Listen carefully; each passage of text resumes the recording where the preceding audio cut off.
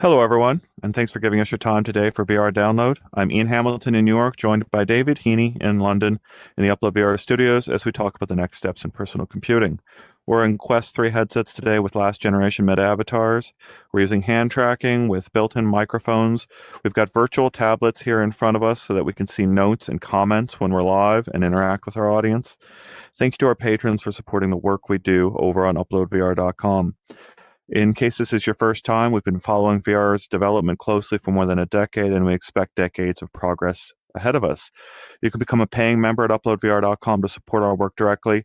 We thank our patrons by name here on this podcast and listed on the website. That includes XR Developer News, Podum, the developer of Smash Drums there, Holonet, Justin Corcoran at Phosphor Studios with Automa. I've got Richard Meller, Parma John, Nick Levesque, Qubits, Steve Lucas, David Wyatt, DePonch, Soul Presence, and Soul Retreat, Wim Reigart. Personally, from the bottom of my heart, thank you for your support. I've got a review scheduled to run tomorrow morning from Craig Storm. That's a longtime watcher of the VR download. I met Craig here in New York earlier this week, and we toured the Titanic together.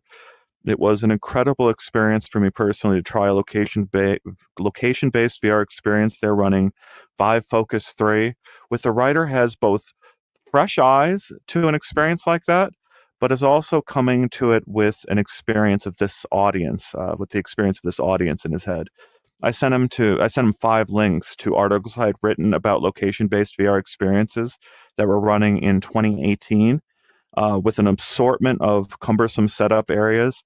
And then he turned in a review and didn't really reference or link to any of them. And I love that because he shouldn't have linked to any of those things because they're quite literally ancient history now compared to the experience that he and I had on the Titanic together in full VR. So check that review out tomorrow, and as well as the editorials that I've got prepared coming for this weekend about cyberdecks. We've got the Street Gods review that just dropped onto our YouTube channel from Mike Johnson, and you can read that full review over on uploadvr.com. David, what do we have today? Yes, hello everyone. Merry Christmas in advance, because we will obviously not be broadcasting next week on Christmas Day.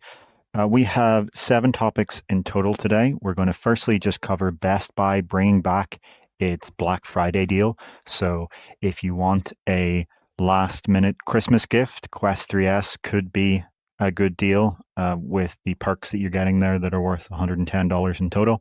We will then discuss visionOS 26.2, a minor update to visionOS that improves Apple Vision Pro's tracking in cars and buses, bringing official support for using it in a car and bus, kind of the ultimate test for this travel mode that these headsets have. We'll then discuss Disney Plus coming to Quest. An official app has arrived on Quest from Disney Plus. It has 2 really key features: downloads for offline viewing and Dolby Atmos immersive audio, but it's missing what I think was probably the number 1 most wanted feature, which is 3D. On Apple Vision Pro, it has a large library of 3D movies. Those are not there on Quest today. We will then discuss updates to Quest's hand tracking, both on the tracking system software side and on the SDK side. So hand tracking 2.4 arrived in V83, and it significantly improves the fast motion mode, which, as we'll discuss, is a per app feature that they can use for fast-paced immersive fitness games, for example, which typically are very hard to pull off with hand tracking. And I think Quest's fast motion mode is probably the only headset that really has hand tracking good enough for that.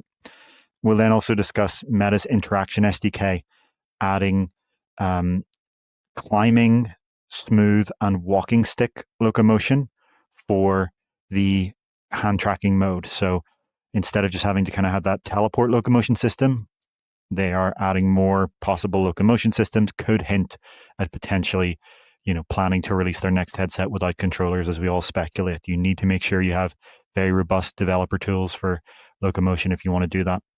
Finally, we will get into our kind of big, meaty, long-term strategy discussion. We'll first just quickly touch on Meta CTO Andrew Bosworth responding to the speculation and declaring that VR is not dead at Meta. And we'll just read out his statement and you can take it however you want. Finally, we will discuss the kind of blockbuster news of this week, which is Meta officially confirming that it has paused the third-party Horizon OS headset program. And we can reasonably use the word cancelled or stopped here.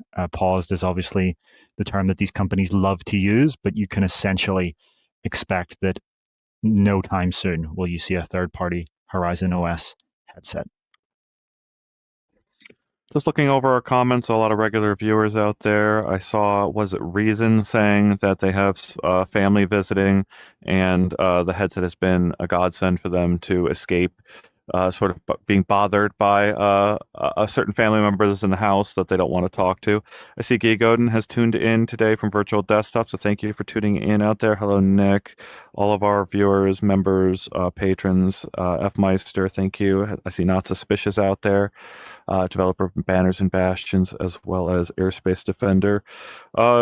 Love seeing everyone in our comments. We love seeing where you're watching from, and hello to our time travelers.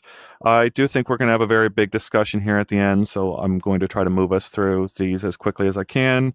Try not to derail us off in the comments there. I'm going to try not to derail us here in the studio as we move through this. Yeah.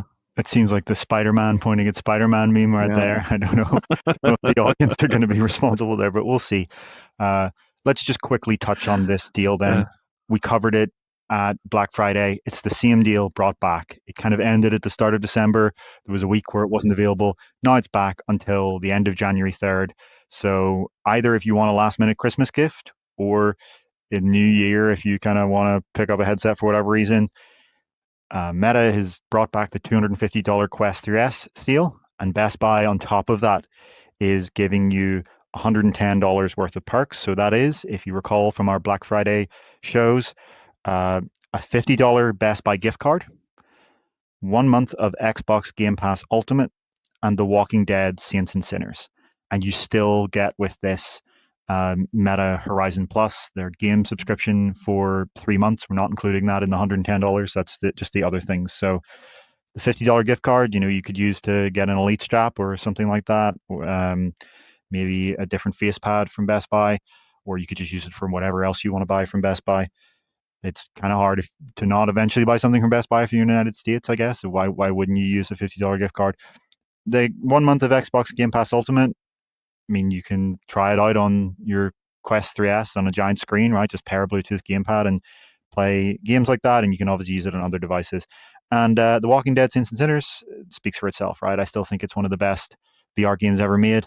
It's great because it kind of has this narrative zombie story system that you would see in the likes of Arizona Sunshine, but with a full physics system that's kind of, not quite at the level of Boneworks, but it's pretty close in terms of just how physical it can get when it comes to actually interacting with zombies.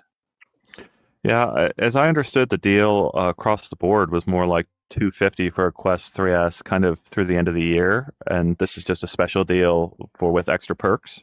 Correct, yes. So wherever you get it until January 3rd, the end of January 3rd, it's $250, but we're highlighting Best Buy's deal because if you're going to buy it, why not do the one where Best Buy is doing the same deal as everyone else, but adding $50 gift card, The Walking Dead Saints and Sinners, and a month of Game Pass Ultimate. You would be, unless you have some hostility to Best Buy for some reason, I don't know, unless there's something wrong with it.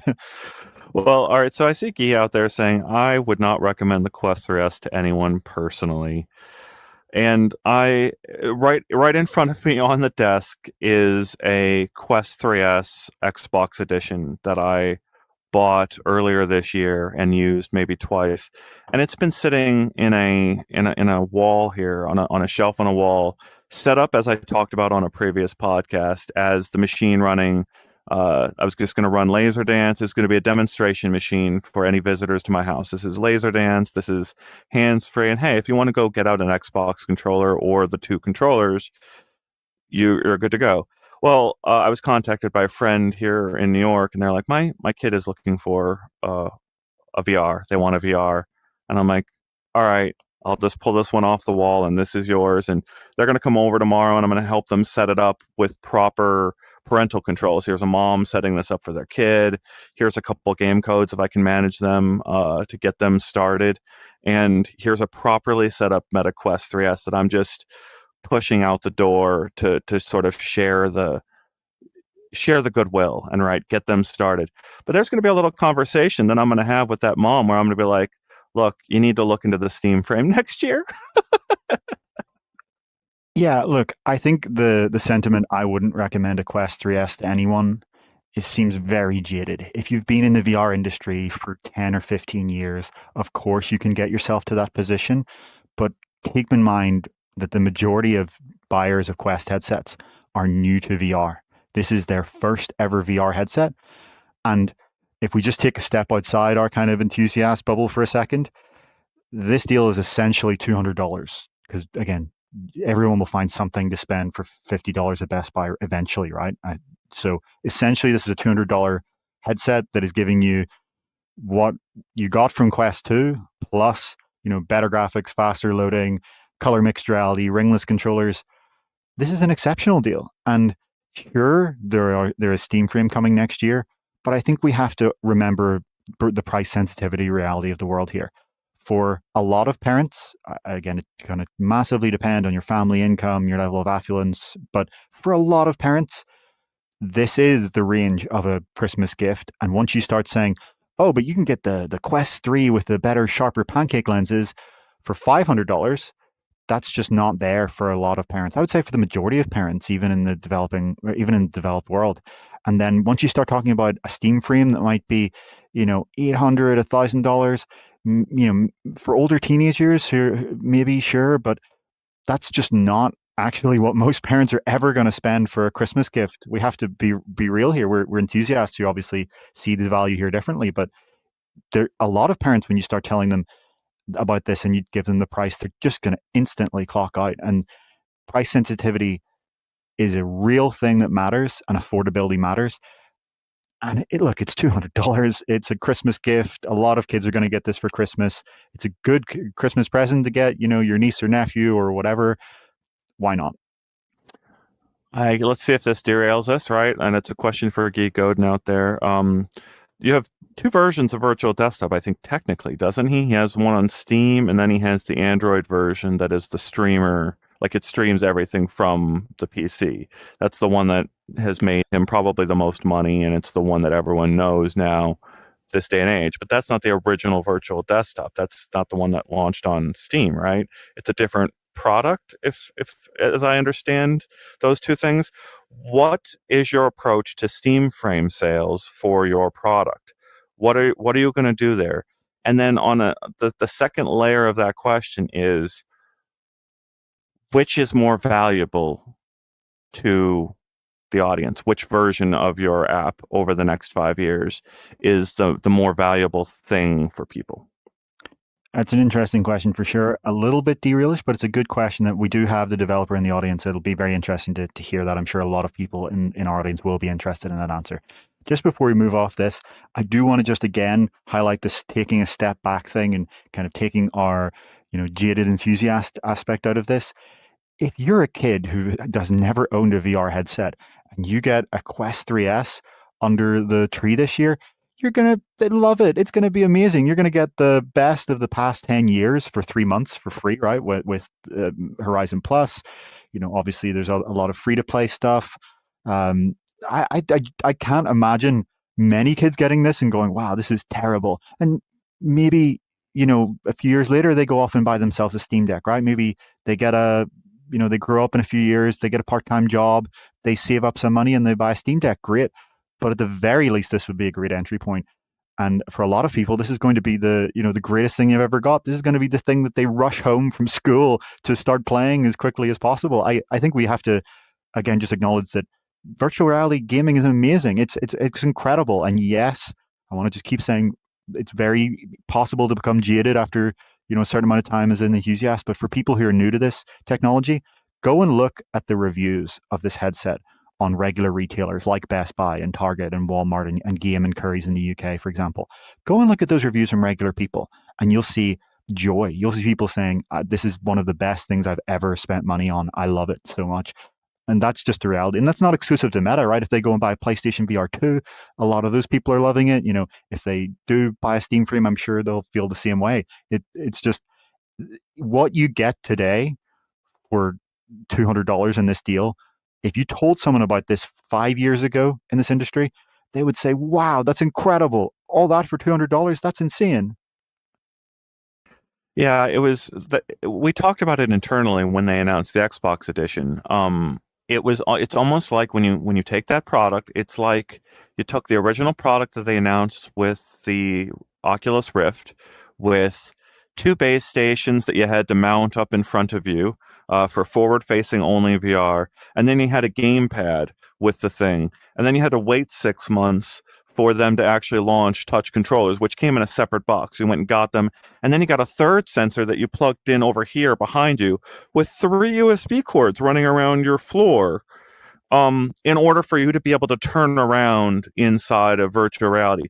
And now, like, really, to get really good tracking, you're going up to 4 cameras, right? And now you've got 4 USB cords running around your room. The Quest 3S from Xbox was that original product announced almost a decade ago, except for standalone. It's a refinement of that thing in every way, shape, and form. It's higher resolution. It's all these things that are just tremendously better. And yet, would you recommend people investing in buying Quest content right now versus buying Steam content right now? So that goes. So we got an answer from Guy out there saying that the classic app of Virtual Desktop on Steam is not receiving feature updates anymore since 2022, and it is the standalone version is the one that would work on the Steam frame. So the one that everyone knows and uses, Virtual Desktop, is the one I would expect him to bring over to Steam frame. The classic app on Steam is only for older wired headsets like the Rift, Windows Mixed Reality, Big Screen, Beyond. I didn't get his answer to the second question.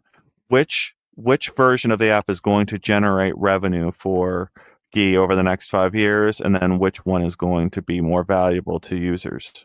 I think it's strongly implied it's the modern one, right? Like if he hasn't updated that one in 3, almost. Oh, sure, the modern one. I'm just saying, which storefront do people get it from more often? Of course. I mean, look, that's going to depend on how well Steam Frame sells, right? My position on Steam Frame in terms of market success remains that there is a lot of space between $500 and $1,000. And again, in that Carmackian, every $100 matters. Steam Frame as a hypothetical $500 product and Steam Frame as a hypothetical $1,000 product are completely different in the market. And until we know the price, it is impossible to say how well that headset will do. It is just, they have said that their aim is to get it below $1,000. We have no idea whether they will succeed, right? Look at the supply chain right now when it comes to computer chips of all kinds. Look at what's happening. We can talk about the wider context. NVIDIA's cutting production of their consumer graphics cards. Memory prices are skyrocketing. All of this is, of course, because of AI. These things are not, Valve is not insulated from this. Nobody is. When it comes to, is it a good idea to buy a headset like this and then buy a bunch of games on the store? Let's get into that at the final topic. But what I would say is I continue to assert that for someone who's new to VR, the Horizon Plus catalog for $8 a month is an insane deal. So you can just consider that a rental price. For $8 a month, what you get and the fact that you can redeem those monthly games, even if you do plan to switch over to Steam Frame in 2 years. Say you get this and you say, you know what, I don't know what age you are. Say you're 14 and you get or 16 and you get a part-time job. And then in 2 years, you say, I'm going to buy a Steam Frame. Maybe your parents, add on a little bit of money and say, you save up this amount, we'll give you this amount and you can get it. Then you can still, just consider that a rental price. You can also, if you're already a PC gamer, you can buy games on Steam and install Steam Link or Virtual Desktop on this headset. We keep forgetting this thing is a wireless PC VR headset. Right, like that's one of the things that it makes it such immense value as well. If you are a PC gamer, there are 5 different ways to connect to your PC with this. There are, and that's a little confusing. I think that's going to get easier. You're still on a software platform that's changing. It's going to get updated, and we know that they're going to replace with something new down the line. We'll get into that later. The I want to respond to the one commenter of just talking about our avatars, that they're asking why are we these avatars, and it's a complicated answer. I'm assuming you're a new viewer, so I just want to address it real quick. We're on Quest 3s. This is the best we can do on Quest 3s right now with the built-in tracking technologies. We have tried to run this on Vision Pro, and it works, but Let me it's answer a this. yeah. Go Sure, ahead. sure. I think let's just be clear about the kind of what you're saying. The question is, why don't we use the Apple or Samsung personas, which are photorealistic? And I can answer this very, very briefly. This is something that's brought up a lot. So there are two ways in which Apple's personas work. One is as a 2D webcam feed, where you would just see a webcam grid and our faces. We wouldn't be, spatially here. I wouldn't be able to point here. We wouldn't be in a spatial environment from your perspective. It would just be a webcam grid, in which case, why not just use a webcam? The other mode is spatial personas, and that's what you're probably thinking about, right? The ability to, just like Ian and I are now, inhabit a shared virtual coordinate space together as these photorealistic Apple personas. The problem with that is that there is no way to have a third-person camera. Well, technically there is. We could get a third participant in a Vision Pro to sit there and look at us, panning their head between us for 3 hours at a time. That's in itself already a lot to ask of someone, but let me add the next level of complexity.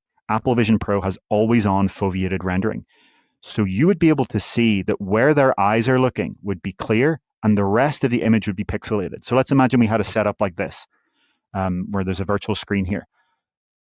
Every time that the person looked at us with their eyes, you would see our faces clearly, but the screen here, including any diagram we have up, would be pixelated and blurry because that's how this headset works.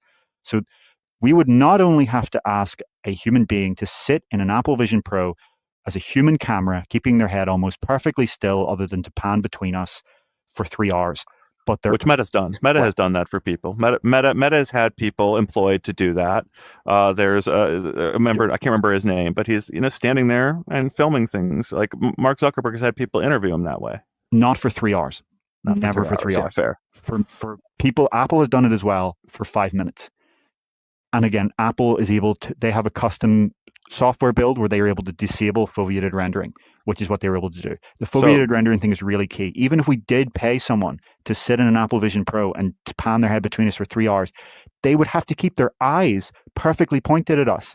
It would be, I don't know, I feel like that's cruel and unusual punishment in a sense. I'm sure there are prices for which people would be willing to do that for 3 hours. That would be an exorbitant cost, and I would feel terrible about not paying someone a large amount of money to do that, given how you're talking about wearing this heavy headset and literally having to keep your eyes perfectly still.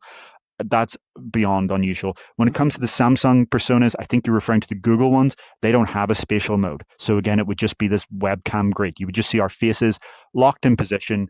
That doesn't really add anything. Look, if Apple adds a macOS spectator system for spatial personas, we'll use it the day after. We'll have our podcast on that the day after. It's just kind of Apple Vision Pro's spatial persona system is not set up to allow a third-person spectator camera for spatial persona calls. That's the answer to why we don't use them fundamentally. David's giving you the technical answer, but I also want to speak to the beauty of his software. I mean, we've had multiple developers here try to propose solutions to us. They see this podcast, they're like, why don't I make that for everyone, right? Like, let's just give everyone these tools. And they start with, like, we have actually, David has said, if someone else wants to make this, we'd love to switch. But there are so many things in here that are little itty bitty things minute to minute that I don't want to lose in going flat or going to other things. Pointing at David at the comments, I can do that spatially here. He can do the same thing with me. We can gesture at each other in various ways. I can see his body language indicate to me that something he's saying is like, I've referred to this body language that I'm able to observe spatially in front of him that I would have to pick up a little bit differently if it was the flat grid interface. And there is, like, we did a briefing with Apple where they had several people. I think Apple probably had a floating camera. I think they probably have this tool internally. We do need that tool to be able to take this to the next step. Yeah. So they have a human being for 5 minutes do it, and they were able to disable foveated rendering using a private API that no one else has access to. So that's what Apple did. And look, a lot of this is the friction. This software is designed specifically for one purpose, and it's this podcast. We launch onto it. It has my notes, which I've written on our internal website, ready here. I have your comments here on YouTube, easily on this tablet. I have media that is all of our images from our website automatically collated and searchable on a virtual tablet in front of me that I can cast to this TV. These things are just, and again, there's no friction, there's no joining code, there's no meet me in this room or get this server. We just come in here and it works. I can also see how many people are currently live, 124 of you. I can see how many minutes we're in. I can see whether we're live or not because the cameras go red. It is just these tiny little details. I would love to be able to kind of move to some magical system that somehow brought personas to this.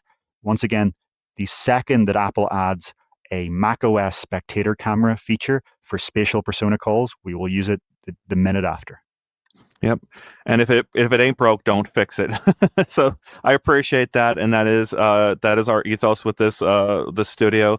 And I have to speak that the other thing, so David explained the technical reasons. So one technical reason we don't do it is because the neck of the camera, right? We're trying to think about the neck of the camera. We don't want to wear out the neck of the camera episode to episode. And then also the eyes of the camera, we don't want you to be watching through the eyes of the camera. We want you to just be looking through a camera, right? So those are two examples. The other constraint you don't see as a user, David doesn't really address, I don't really address. I have one personal computer in my home. One powerful personal computer. That's the workhorse Steam VR machine that has a 2080 in it, 16 gigs of RAM, and it sits over in the corner to provide me a VR experience. I run this studio when I can on that PC. It takes over that PC. I can do nothing else with it while I'm recording on the studio.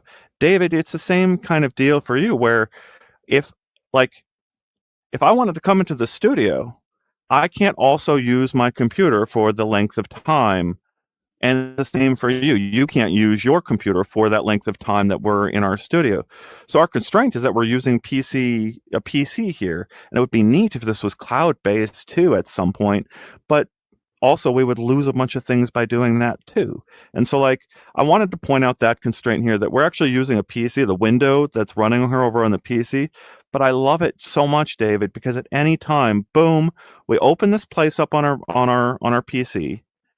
And then you and I are together in this place, and we're recording on that PC. And it's a little bit of a pain to hit streaming, we're taxing that PC a little bit more. We're going off our internet a little bit more. But it's been beautiful to have this recording studio on this PC with us at all times. And it's actually a huge lift to do anything better than what you're describing. And you've written it for our audience. Just make that freaking spectator cam, and we're done. We're out of here. Yeah, exactly. A lot of that's very much so true. I see someone asking, so you guys are in pass-through and looking at your desktop? Nope, we're in a fully VR virtual studio together.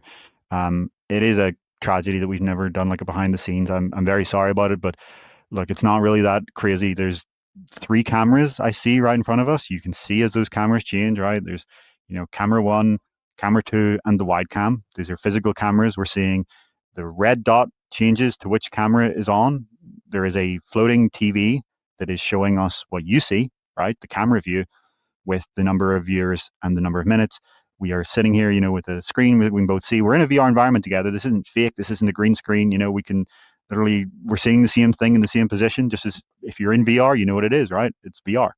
My eye will be caught by details on this image. I'll lean in close to try to get a better look at it. I would love to have props. I would love to hand things to David. I'd love to have David hand things to me. We don't necessarily need that stuff day to day here when we've got all this, even though it'd be neat. Yeah, let's move on. Yeah, let's get on to our topics. Look, again, a wider, broader thing is that we are essentially constantly overwhelmed. I was just talking to Henry about this earlier. This is the busiest December we've ever seen. Back when I first started, nothing would happen in this industry in December. You would be looking for things to do. That's why we would put together, we still do, but we would naturally put together, best of lists and recaps of the year and next year. And now there's almost more news in December than somehow ever before. There are people releasing games constantly, announcing stuff. There's somehow software updates. People shadow dropping games because it won't help them to. It wouldn't help them to hype the game for 4 months. Like they just the strategy they were thinking was, let's just put it out 2 weeks before Christmas and try to build all of our hype right then. And we're finding out right now how that's working out for a bunch of people. A bunch of people didn't know Men in Black was a good game or that it existed at all. Yeah. Right. So like it's a catch-22 here in some instances where like I don't want to spend the money on advertising. It's not going to help me. And also I'm now lost in the sea of releases. Yeah. I mean, something I've said before, and I strongly believe that as much as some developers are not going to want to hear this, there is currently some significant saturation within some genres in VR. It's arguably a very good thing for a consumer, but for a developer, it's not a good time because there are just so many great VR games. Even if the industry did go silent right now and everyone just stopped releasing news for the next 2 weeks, I wouldn't have anywhere near enough time to play my entire backlog. I would need somehow to freeze time for 6 months to play all of the VR games I want to play. It's why sometimes, I think it would be crazy to say like, oh, there's nothing to play in VR at the moment. There's no good games. You either haven't been paying attention if you think that, or you have some sort of very bizarre high standards for a certain subgenre that isn't being served. I think we're in the opposite problem right now. There actually just genuinely are too many great VR games out now. Yeah, but we this isn't a VR gaming show. We can talk about that another time. Do you want to get through our next news topic? Yeah, I don't want to do therapy, news therapy with our audience here. We're going to bring you the news as often as we can, as frequently as we can. It is overwhelming. Our standards, we're trying to keep to our standards of verification in headset of the things that we get sent as often as we possibly can. And we depend on our audience and our community here to help us point us in the right direction. If we're missing something major happening in VR, we hear about it in our comments. Like, why haven't you covered that yet? And it's like, sometimes it's just we couldn't get to it. And your comment here is actually the reminder that, oh, yeah, we need to try to get to that one as soon as we can next week. So, like, we're doing our best. We've got an amazing community of writers and contributors who are helping us. But it is overwhelming. And I'm ready to talk about visionOS 26, yeah. right? Well, I mean, you're bringing up, I think it's something, we want to touch on. I very much so agree. We're at the end of the year show. We might as well kind of peel a little bit behind the scenes. Yeah, we are not, and we have not been for years in a position of, what do we write about today? We need to think of something to write about. That has never happened in the past 3 years. It has always been, there are so many things that we could be writing about right now. Which of them can we possibly make time to do? And that's in some ways deeply frustrating, because in an ideal world, we would love to be the site that had every piece of news. And look, if you are a developer who's reached out to us and we haven't covered it, it's just as painful for us as it is for you. There's nothing we hate as people who are in this industry for passion, to see something that we wish we could get an article up on and not be able to. And so, look, in some ways, it's a good thing. It's amazing that we're in an industry that is this dynamic. It's why I'm just so kind of blindsided by people who claim things like, oh, VR is slowed down. I think from people who monitor all of what's happening in VR, and we see 100% of the news, and we cover whatever percent of it, there is so much happening. This is such a dynamic industry. There is so much happening. And my biggest regret of 2025 is that we can't somehow magically, clone ourselves or remove the need to sleep and cover it all. You're speaking to my heart there, David. I got a pitch, was it a couple weeks ago here? So we're losing Henry Stockdale. He's moving on to do work for the other side of the media organization, How Media Gets Made. And we're very sorry to see him go. He joins an alumni group of people that are a fundamental part of how VR games get heard, how people learn about VR games. And so it's great to see Henry go on. It's also hard for us to try to how do we fill this gap? He just spent a lot of time and effort learning every single game or every single developer. But it also means we get fresh eyes on everything and new ways of looking at things. And so I got this pitch as he was handing things off to me from this writer, and they're telling me about no UI worlds in VR chat. And I'm like, huh, I'll open that email. I look inside the email and they're like, yeah, there's a bunch of survival worlds inside VR chat where there's absolutely no user interface whatsoever, and you have to pay attention to the shake of your hand and things like that to see if you're cold and stuff like that. So they're introducing game mechanics that are true to I don't know, the highest budget virtual games out there into straight VR chat worlds. And I'm like, yeah, I'll take a pitch on this. And I just received that pitch, that email this morning, a draft from someone out there who is a fan of UploadVR or VR Download, who had this idea, knows about this community. I looked at it and it's like, holy crap, there's a whole community out there of people who are exploring VR chat with absolutely no user interface and trying to live it as if it's a survival escape. That's an amazing little thing. And like, David, you and I struggle with this on a daily basis, right? When do I get to that? Right? When would I get to writing about that? How do I go spend time in that community and learn about that? I don't, right? It's been hard for me to spend that time and dive into it, but someone else brought it to us. And we're going to need more amazing things brought to us like that from the depths of virtual reality. And we'll publish it if it meets our standards. It's just got to give us time to go through it, and it's amongst our task of being overwhelmed. But like, look for that article soon on uploadvr.com as one example of people bringing to us the amazing things in VR, because it's like, the madness is we turn around and I've tried to point mainstream journalists at virtual reality, at the places that are really bustling and growing in virtual reality, and they can't see it. They can't. It's too hard for them mainstream to find. We, David and I, know that it's out there. It's also hard for us to find. There's whole communities of people that are actually protecting these spaces in some instances because they don't want outside influences tearing apart the community they've built. So a lot of things to consider here that we're going to get into over time. Yep. And just before we move on to our next topic, finally, I'm just going to reiterate what we always say. If you want us to be able to commission more freelance pieces that do look at these kind of interesting things that are happening in VR that we aren't able to see and that we don't always have time to cover, please become an Upload VR member or patron to support our work. As I always kind of point out, if you're asking, what do we use the money for? What's the advantage? Freelancers, bringing on people who are, skilled writers who are passionate about VR to be able to pitch independent pieces to us that we then publish and bring you some of these amazing things. So let's now finally move on to our topic and talk about visionOS 26.2. So it improves Apple Vision Pro's tracking in cars and buses. Specifically, it officially brings support for travel mode in cars and buses. This image is of a train, to be clear, in case anyone's thinking that's a funny looking bus.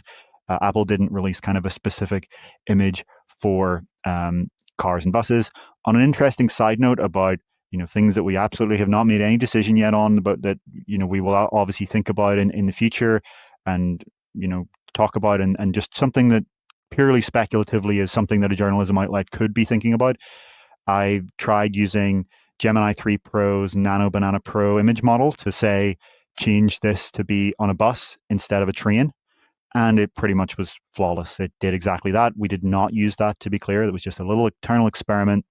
We will obviously debate the merits and advantages and disadvantages of that in coming months and years as this technology becomes more of a normal thing. That's a complete side tangent to the feature here. When I first picked up the Apple Vision Pro at launch for the review, I used it in the back of an Uber and it worked pretty well. There was a little bit of jitter, but it did from day one work in moving vehicles. It had official support for airplanes. Then about 6 months after launch-ish in visionOS 2, it got official support for trains. Now, this update brings official support for cars and buses. Apple was the first company to introduce a travel mode, meaning a toggle on the headset that makes the positional tracking system work in a moving vehicle. This was there at the launch of Vision Pro. Since then, Meta, Pico, Snap, and Google have followed. Google's was last week or the week before. Time is escaping me for some reason now. I think it was the week before last, where they introduced it to Android XR. Snap did it a few months ago. Meta was relatively quick after Vision Pro, to be fair. And I think we just need to, again, do this step back thing of, I remember someone who was an early engineer at Oculus, who I'm not going to name because I'm kind of, throwing them under a bus here, no pun intended, who was adamant that this was impossible, that it was impossible to make a high quality inside out camera track positional tracking system work on a moving vehicle. And I remember when Apple announced Vision Pro, they said it would have this feature before anyone else had tried it. And I remember, the executive in charge of Vision Pro at the time, Mike Rockwell, saying on stage that they had tried it on an airplane and that they had confirmed it worked. This was a private plane, I think, before Vision Pro had launched, obviously. Otherwise, people would say, what the hell is this, if it was on a public aircraft? And I remember this Oculus engineer from the early days, who no longer works at Oculus, they work at something completely different, asserting that Apple was lying, that this was just not possible. That's how impressive it is that our headsets today can work in moving vehicles. I'm not saying that to, I told you so, that person. I'm just pointing it out that this is one of those things that we've actually just taken for granted over the past years. But if you ever tried to use your headset before these travel modes existed, you would see, as the aircraft kind of climbed, you would see all of the virtual interfaces and objects kind of drift downwards rapidly. Any jitter of the aircraft would see them all move over the place. I did try it beforehand. It was a mess. If you've tried it, you'll know what I'm saying. And I just kind of wanted to take that moment to say that it's amazing that all of these companies have done this over the past few years, that it is now possible to use these things on moving vehicles. I expect this update probably just improves the algorithm even further so that it's not jittery like it was in my Uber at launch, and makes it more stable. And obviously, right now, when these headsets are kind of this form factor, this isn't so important for everyone. There's a lot of people who still are not going to take these out on a plane regardless. I would personally, but not many people would. As we start to see headsets get slimmer and lighter, and we see these ultralight designs that are kind of all in two with the tethered compute that we always are talking about arriving in the next few years, I think this travel mode will be vital. And what a great way to spend flights. I always point out on this show, it's a trope at this point, but I say it over and over again. I do these flights in economy class, but I have a better cinema experience than first class because I am in this gigantic virtual cinema with my Mac virtual display in front of me, and none of that would be possible without the travel modes of these headsets. So CJ out there saying, I want to be able to play a driving simulator sitting behind the wheel in my Tesla as it drives me around. I like the idea. There's a couple things there to do. I want a slightly different thing. I want to be in the back seat with a simulated driver who's like screaming at me and being insane. Like, and as they virtually turn the wheel, the back seat rumbles to match what he is doing in the drive, what the virtual character is doing in the driver's seat. And then we're shooting out the windows and doing all sorts of virtual activities in the back seat. But I don't see it matching up the driving simulator one-to-one. I need to be in a different seat and being driven by somebody else for that to work. I don't know. Maybe I'm wrong. Yeah, I mean, what was that company called? I'm drawing a blank here. Yeah. You covered it, then they HoloRide, yes, and they partnered with HTC Vive, and this was in certain BMWs and Audis. The company, I think, is pivoted to something else now, but this was a feature that they kind of had where the headset actually was connected to the car's kind of system, the car's IMUs, the car's tire system that it uses to figure out its own position. Here's kind of an image, and they did have these games that were synced up with the car where you would have, aliens invading outside and kind of these Mario Kart style experiences. Obviously, this required every single car to support it specifically. But I think you could see a resurgence of this maybe with the likes of Waymo and Tesla Robotaxi and Zoox, the kind of three big autonomous vehicle systems at the moment. You could see this because they have such few vehicles, and this might be something that people want to spend time doing. Waymo is now rolling out the ability to go on the freeway in the Bay Area, so people are able to do these kind of 1 hour and beyond trips in certain traffic where you are just kind of sitting in this car and you can do whatever you want, right? But you can just use your headset. But it would be cool to see some kind of integration there that integrates maybe the traffic around you. That would be a fun mixed reality experience. Not vital though. The more important thing is just that you can actually use your headset. You can be in the back of a Waymo and have your giant virtual work setup. You can have your triple monitors if you sit in the middle, and yeah, that's something that you can do instead of having to sit in traffic. The thing I hate about traffic is that this almost sounds so bad, but that you can't get any work done in it. That if you're currently doing, work and you have to go and travel somewhere, it's so frustrating that you can't just continue it and you have to do the driving. So think of all the time lost to commutes. And yeah, I think a lot of people will spend their time in the 2030s in the back of Waymos and robo-taxis and Zooxes and planes and trains and buses with a headset on. It's madness to start thinking about your travel time as work time, as you've switched entirely from being distracted by your phone that could kill you because you're looking at a notification rather than the road ahead, right? To now you're offloading that to either computer vision or another human, and now I've got a portable office. Now my travel time between locations is usable time that was previously robbed from me, quite literally robbed from me by society and the need to go to a physical office. I noticed sampler out there talking about the AR Vori game. I can never pronounce their name. That was here. It was a pixel ripped type game, and it was almost exactly what I'm describing. You feel like you're a little kid sitting in the middle seat in the back seat, and mom and dad are up in the front seat, and they're driving through a crazy road situation up ahead, and your entire experience is being reskinned. I want to see that taken to the next level. I want to bring my own headset, and someone was asking, is that the Vive Elite? I think it is, but I can't remember. Maybe this is one of their other ones. They had several really weird headsets. That might not be the Elite. I think it's the Vive Flow, unfortunately. That's right. That's right. Yes. No, sorry, it is the Vive XR Elite. I'm wrong. I'm just looking at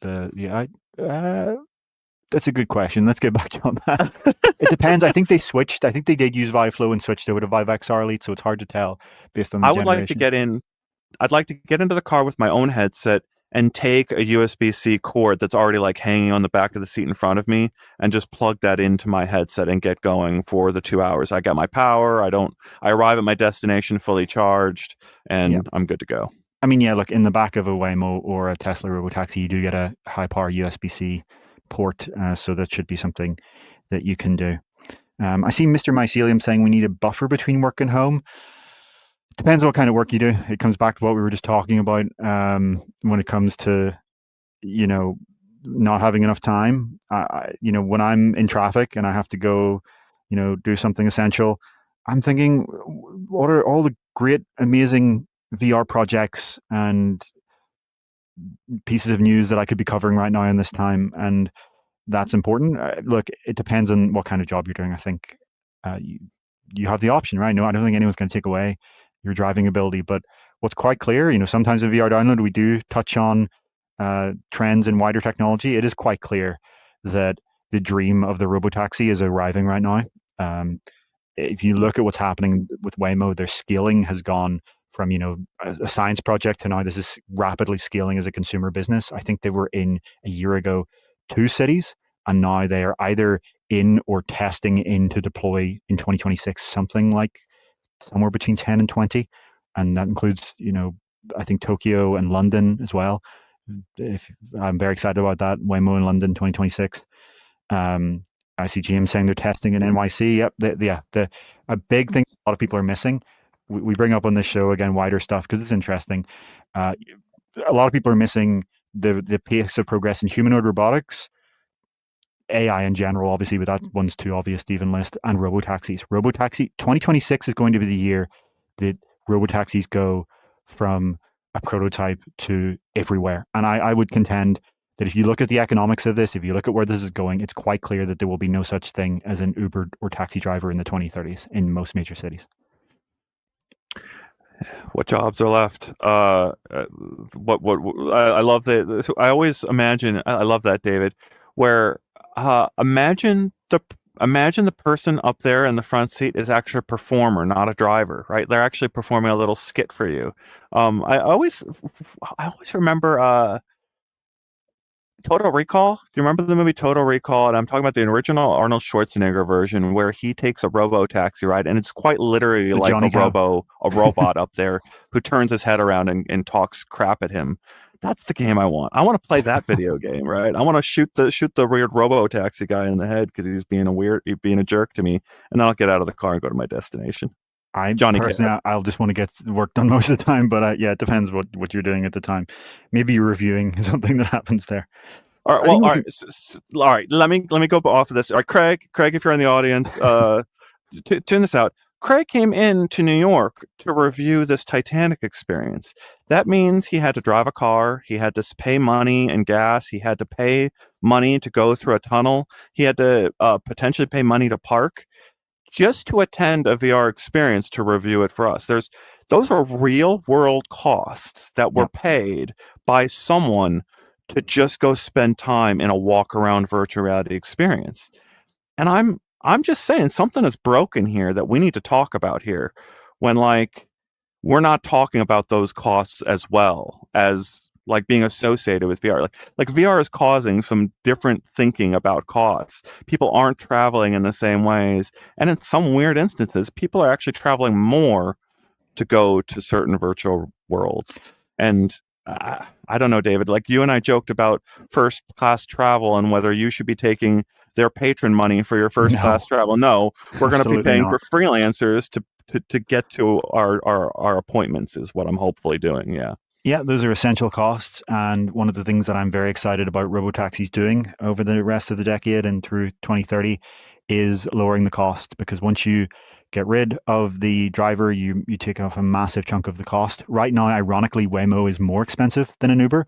But if you look at the economics there, a lot of that is paying off the R&D cost. A lot of that is because they're using Uh, this very heavy sensor suite. Once you get rid of a lot of that and go to pure computer vision, it's clear that we could see a 5 to 10x reduction compared to Ubers today. do you think in the future, David, you will take overnight sleeping car rides to a destination? Yeah, I think that's very likely. The one exception there is obviously range. At some point you'll have to stop to charge. Maybe there'll be automatic and wireless charging for things like that. I think sleeper cabs are likely to exist. The car can charge itself, right? It can drive on a Yes. dock. So the Tesla Cybercab, for example, is designed to only wirelessly charge. So yes, that's something that can happen. I think it's very likely we will see these kind of sleeper cabs exist over time. Yes. Sleeper cabs. Ooh, David just said the word sleeper cabs. All right, so that's a little that's science fiction right now. It's just straight off in the future. No one is taking sleeper cabs right now. But sometime in the 2030s, a sleeper cab service probably runs from New York to Los Angeles in the United States. I Right? Like is that I think it will happen sooner. I would guess that by the end of if I had to guess, by the end of 2027, you will see someone travel entirely autonomously 100% without touching the steering wheel and without needing to and being able to sleep by the end of 2027 from LA to New York. I think it's highly likely. If you look at the pace of progress here is astonishing right now, what's happening. It's one of those things that there's so many. It's interesting that after kind of 20 years of stagnation in the world of atoms, where, as we always cover, the world of bits is advancing so quickly, right? We've seen a massive improvements in computers and information technology, and almost nothing else kind of changed. The world around us has stayed pretty much the same. We're now on the cusp of actually seeing, humanoid robots, robotaxis. There's even a company working on 3D kind printed of houses? there are lots of advancements like that. Yes, advancements in construction technology.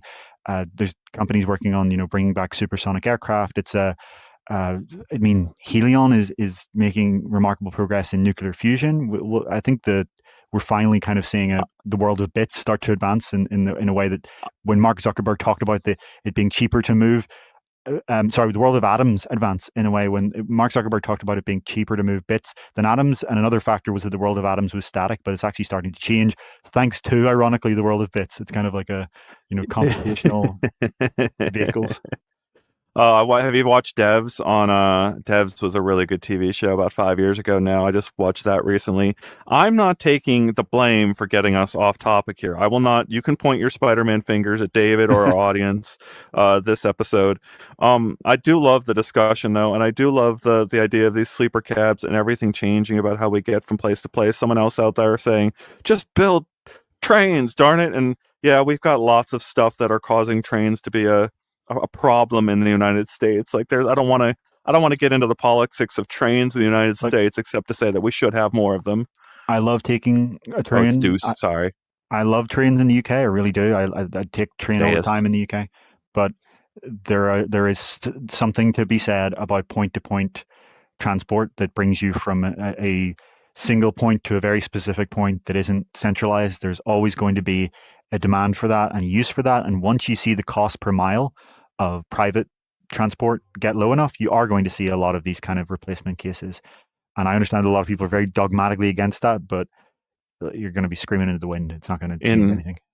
in I don't know if this is a standard thing across the whole world, or if everyone in the United States, if this is a standard experience in the United States. But back when I was a teenager, we had like a class that taught us about driver's ed, right? Teach us all of the safety. But there was a segment of the course where the teacher had us plot out a driving path across the United States, and to mile by mile almost calculate, okay, where am I stopping for gas? What is the cost of gas in that state? What's the cheapest way to get my gas mileage across this whole journey? And we calculated this whole thing of like, this is how you would do it. That this is my tangent. Give me the space for it, right? Like that calculation you do as a teenager when you realize, oh, with $1,000 earned from a summer job, I can see the United States, right? Like it's a calculation that a bunch of people did over the last century in a lot of different generations, places, and we're due for a different calculation when the robo-taxi is doing it for you, right? Yeah, exactly. Because the cost of electricity is a lot cheaper than the cost of petrol or gas, as Americans call it, for some bizarre reason, because it's not a gas. Let's not get into that. And I know it's gasoline. I'm just playing. But yes. And then also when you don't have a driver, you're able to kind of do it through the night as you sleep. Also, at nighttime, in many parts of the world, including I'm pretty sure the United States as well, electricity is cheaper. So you can have the car specifically kind of get the cheapest electricity as you're asleep charging and then drive through. I just David, I'm getting scared about seeing in the dark, right? What if you can see in the dark better in your VR headset that you can see with straight vision? What if you don't need lights at your destinations to walk out? What if there's all sorts of madness if the headset lets you see in the dark when you can't elsewhere? I mean, look, you can imagine all kinds of use cases like integrating with the car's camera to let you kind of see through the car, turn the car around you transparent. We'll see things like this. One comment I want to bring up here, because one of the things I really find fascinating is how people are not grasping the pace of advancement of AI. And, this technology in general is seeing, there's a random anonymous user here going, Waymo can't do highways. Well, 6 weeks ago, I see other people saying, actually, Waymo has started testing highway travel. No. 6 weeks ago, Waymo started rolling out highway travel, as in they are taking paid passengers. It's rolling out, like we always rant on this podcast about how these Silicon Valley companies roll it out. But if you get it rolled out to you on your Waymo app, you can, in the Bay Area, take a robotaxi on the highway. I can't remember what you call that highway, but you should know it if you live in the Bay Area, the big one that kind of goes down there like that. You can just, there are videos of people doing this right now on social media over the past few weeks. So if anything you think about a current AI system, what it can't do, what it's limited, if your opinion is more than 2 months old, check whether something is released in the past 2 months that can do it, because what you thought was impossible or can't be done might have started rolling out 3 weeks ago, for example. But let's move on. Yeah, I'm not doing it, David. I'm not responsible for this. I'm not taking the blame. Okay. Quest now has a Disney Plus app, right? And David, can you and I sit together and watch a movie in the Disney Plus app? I knew that would be your first question, and it's a very reasonable question, and I think you know the answer, but we'll just spell it out for our audience, and that answer is no. So what is this and what isn't it? Okay, so you could already watch Disney Plus on a virtual screen in your Quest by opening the web browser and going to the Disney Plus website. However, it was limited to 720p, and obviously as a website, it didn't support downloads. It also didn't support advanced stuff like Dolby Atmos. So right now, what there is on the Quest store, the Meta Horizon store, technically, is a Disney Plus app. that seems to be the Android tablet app ported into VR. I don't really see any other changes here, but that's fine. I don't need anything other than the Android tablet app. And it has downloads, which is the most important feature, I think, for this use case we keep talking about of, you take your headset on a plane and you can watch this content on a giant virtual screen. It also has Dolby Atmos, which is this immersive audio system. And it works so well in VR. If you are just using Dolby Atmos on like a TV or a soundbar, like so many of these TVs and soundbars will rant about having it. It doesn't really matter. Obviously, if you have a 5.1 or a 7.1 speaker system in your home, great. Then you do really get the advantages of Dolby Atmos. If you're wearing, headphones or whatever, you get it. In VR, it's amazing because it's full 6DoF, right? Dolby Atmos actually, believe it or not, is a kind of a 6DoF system. They do specify the position of sound sources in positional space. And so as you if you turn your head, the sound space will stay fixed relative to the virtual screen, even if you actually move your head like this. So Dolby Atmos is amazing to see. This is a really great audio solution. They added it, I think, 1 year ago to Horizon OS in V74 or 72, something around there. And so this is an app that uses it. You will need the premium Disney Plus subscription to get Dolby Atmos and downloads, though, to be clear. That is not for just the regular basic Disney Plus subscription. What you do get, strangely, though, on every subscription on Quest is 4K resolution and Dolby Vision HDR. I say strangely because Quest 3's resolution is 2K per eye, so you're not really getting any meaningful advantage there with the 4K resolution, and also it's a plain LCD screen, so you're not really getting much advantages from high dynamic range other than, the bit rate, or sorry, not the bit rate, the bit depth is slightly increased. What you do get, though, is the side advantage of the higher bit rate, because on all of these streaming platforms, be it YouTube or Netflix or Disney Plus, when you increase the resolution, they also increase the bit rate. And so it is a package that comes together. So often the advantage on YouTube, even if you're watching on a 1080p screen, of going up to 4K, sure, yes, there's, you get better sampling and stuff. You can debate the advantages of a higher resolution video on a screen that can't support it. We can debate that another time. What I'm really saying here is you should do it anyway, just because you'll get the higher bit rate, which really matters on a giant virtual screen. Compression artifacts that aren't going to be visible on your phone or your tablet are crystal clear when you make this a 100-inch virtual TV. So what's missing? I've talked about what it does have. Two big things are missing. Well, three big things. Two big things and one, we can debate how big it is. The biggest, I think, is 3D. This is 2D only. The Apple Vision Pro version of Disney Plus, one of the best features of it is that it has a bunch of 3D movies on it, including Avatar, right? Including, Super Mario Bros. There's so many great 3D movies available on Disney Plus on Apple Vision Pro. On Quest, this is a screenshot from the Quest version. These are just regular movies. I think a lot of the ones listed here are actually 3D, funny enough, including, like The Lion King and Frozen and Coco and Guardians of the Galaxy. But again, not on Quest. The other big missing feature, as Ian is rightfully pointing out, is co-watching. You cannot co-watch with this. It is a solo experience. You will be there alone. So that's a big miss. We really did expect to see at MetaConnect 2025 a kind of window sharing feature. There have been hints in the Quest firmware code that's been data mined by people like Luna that indicate that this was coming. It's either not coming anytime soon or slipped. There was a hint from Meta about immersive home saying that, we expect to add the ability to watch movies and play games with your friends. We pushed Meta to say, can you say what this is going to be? We don't know.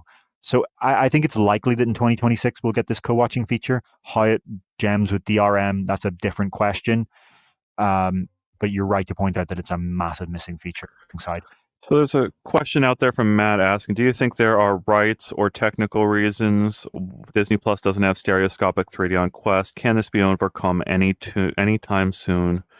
Realistically, it's such a fascinating question. You're asking specific about Disney Plus. So if you're asking Disney Plus, it's going to be both technical and content related in some mixture of both. if you listen to the conversations being made between the executives at places like Andrew Bosworth with James Cameron, they're sitting there in front of an audience of people and saying, we are trying to figure out how to make 3D standard.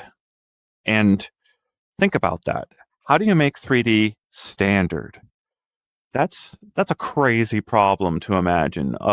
People are built to, like, we just spent 100 years capturing only flat media. Every device around us only captures and displays flat media. How do you by default switch everything to 3D? So, like, you've got some kind of AI guessing that's going to figure out what the geometry of a scene is and break it out. And how do you do that at speed? How do you do that at 60 frames per second, at 90 frames per second? How do you do that raw inside the camera? Those are the things that they are trying to figure out. Like, and so there's really interesting things that are going to come out in a couple of years of like, was this remastered by an AI for 3D? Or was this made by a human for 3D 15 years ago? And can you tell the difference? I don't know. Yeah, I mean, that's very true. There will be a lot of 3D remasters that are done by AI systems. On Android XR, as we covered last week, they will have a system-wide feature. So you just open Disney Plus from the Play Store and you have 3D synthesized. The real-time models are obviously going to have lower synthetic view quality than the remasters because they will be using, not real-time systems where they're spending, thousands or maybe millions of compute hours on, generating these synthetic views to be high quality.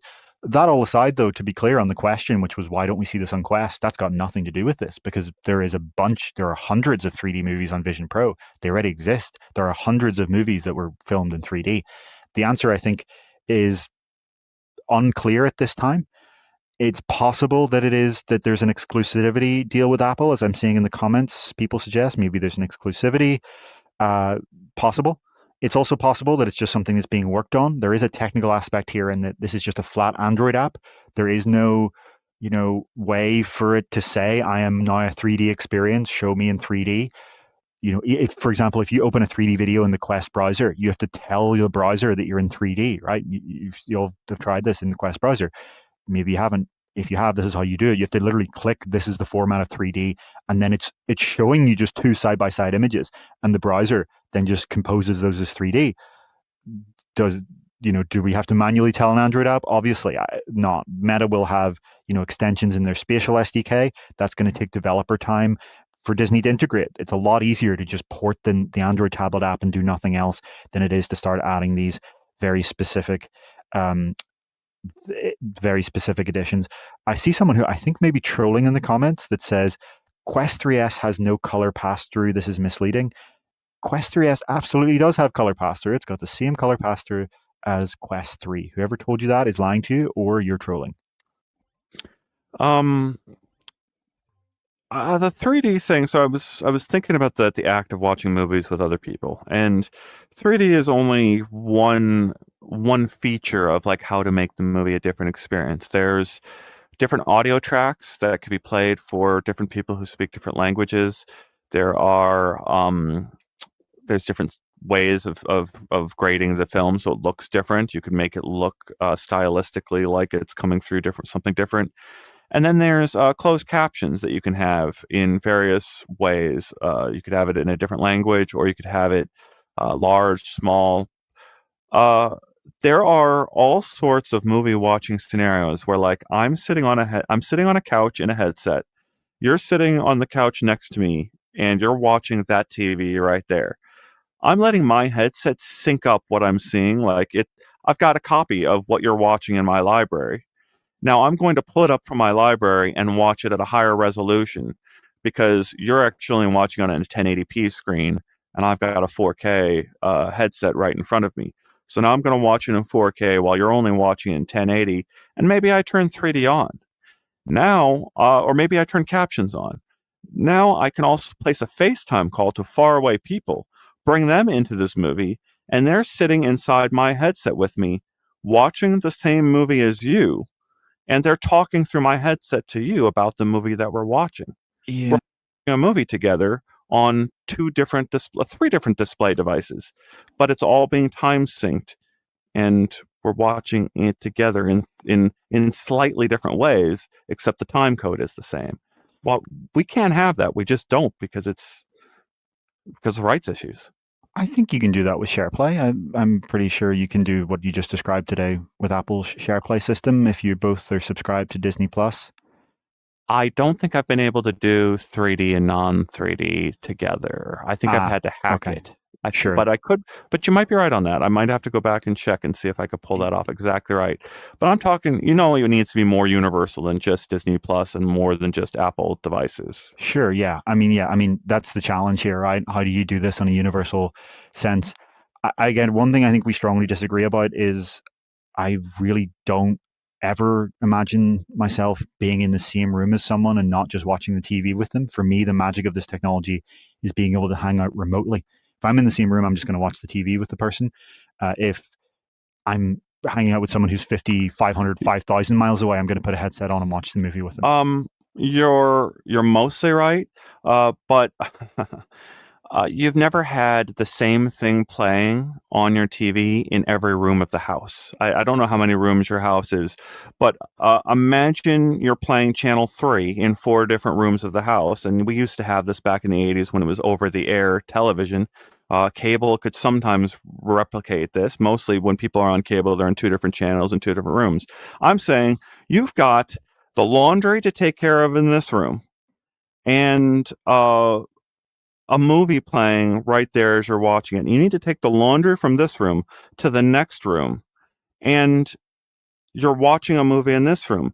There are almost 0 scenarios right now in the world as we live where your movie can be continued watched as you go through 2 rooms, right? Like, Yeah. the only thing that can do that is a VR headset that would take the movie from, I'm sitting here co-watching with you and, oh, I'm going to go get popcorn, but we don't have to hit pause while I'm going to make popcorn. I'm still watching the movie with you.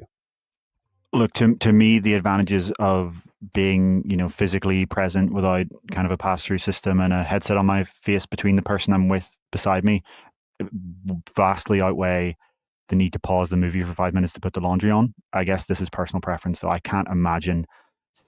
This is one, again, we're just going to have to agree to disagree on this one. I cannot imagine sitting next to someone who's watching a TV while I'm watching the same thing in a headset. Maybe if the headset is very, very light and open periphery, even then, I struggle to imagine myself doing that. But it's personal preference. You're currently muted, by the way, if you're speaking. I was in the menu. Sorry. Yeah, Steve brought over his cinematic VR experience. He's not watching our TV tonight. He's watching his special cinema TV. Yeah, I get you. All right, let's move on. Yeah.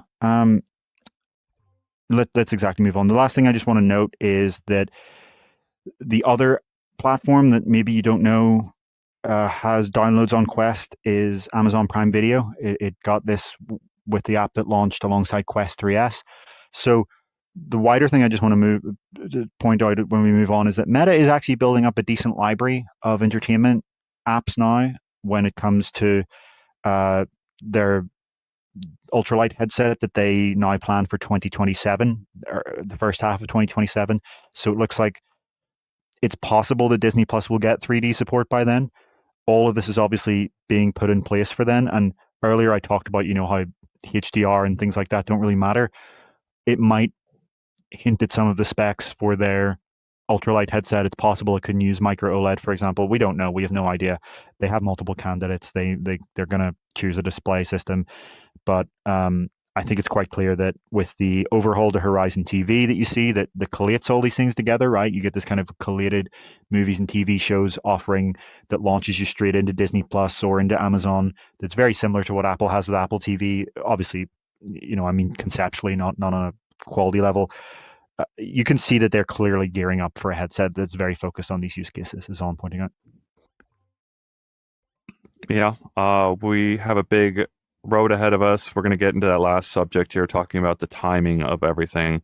We're going to talk about Quest hand tracking next. I do appreciate all of our comments, and all of our comments. And I like Shala's comment, just saying there's so many things VR can do that we just don't need to be done. They are just gimmicks. And the thing about that is, Shala, you're right.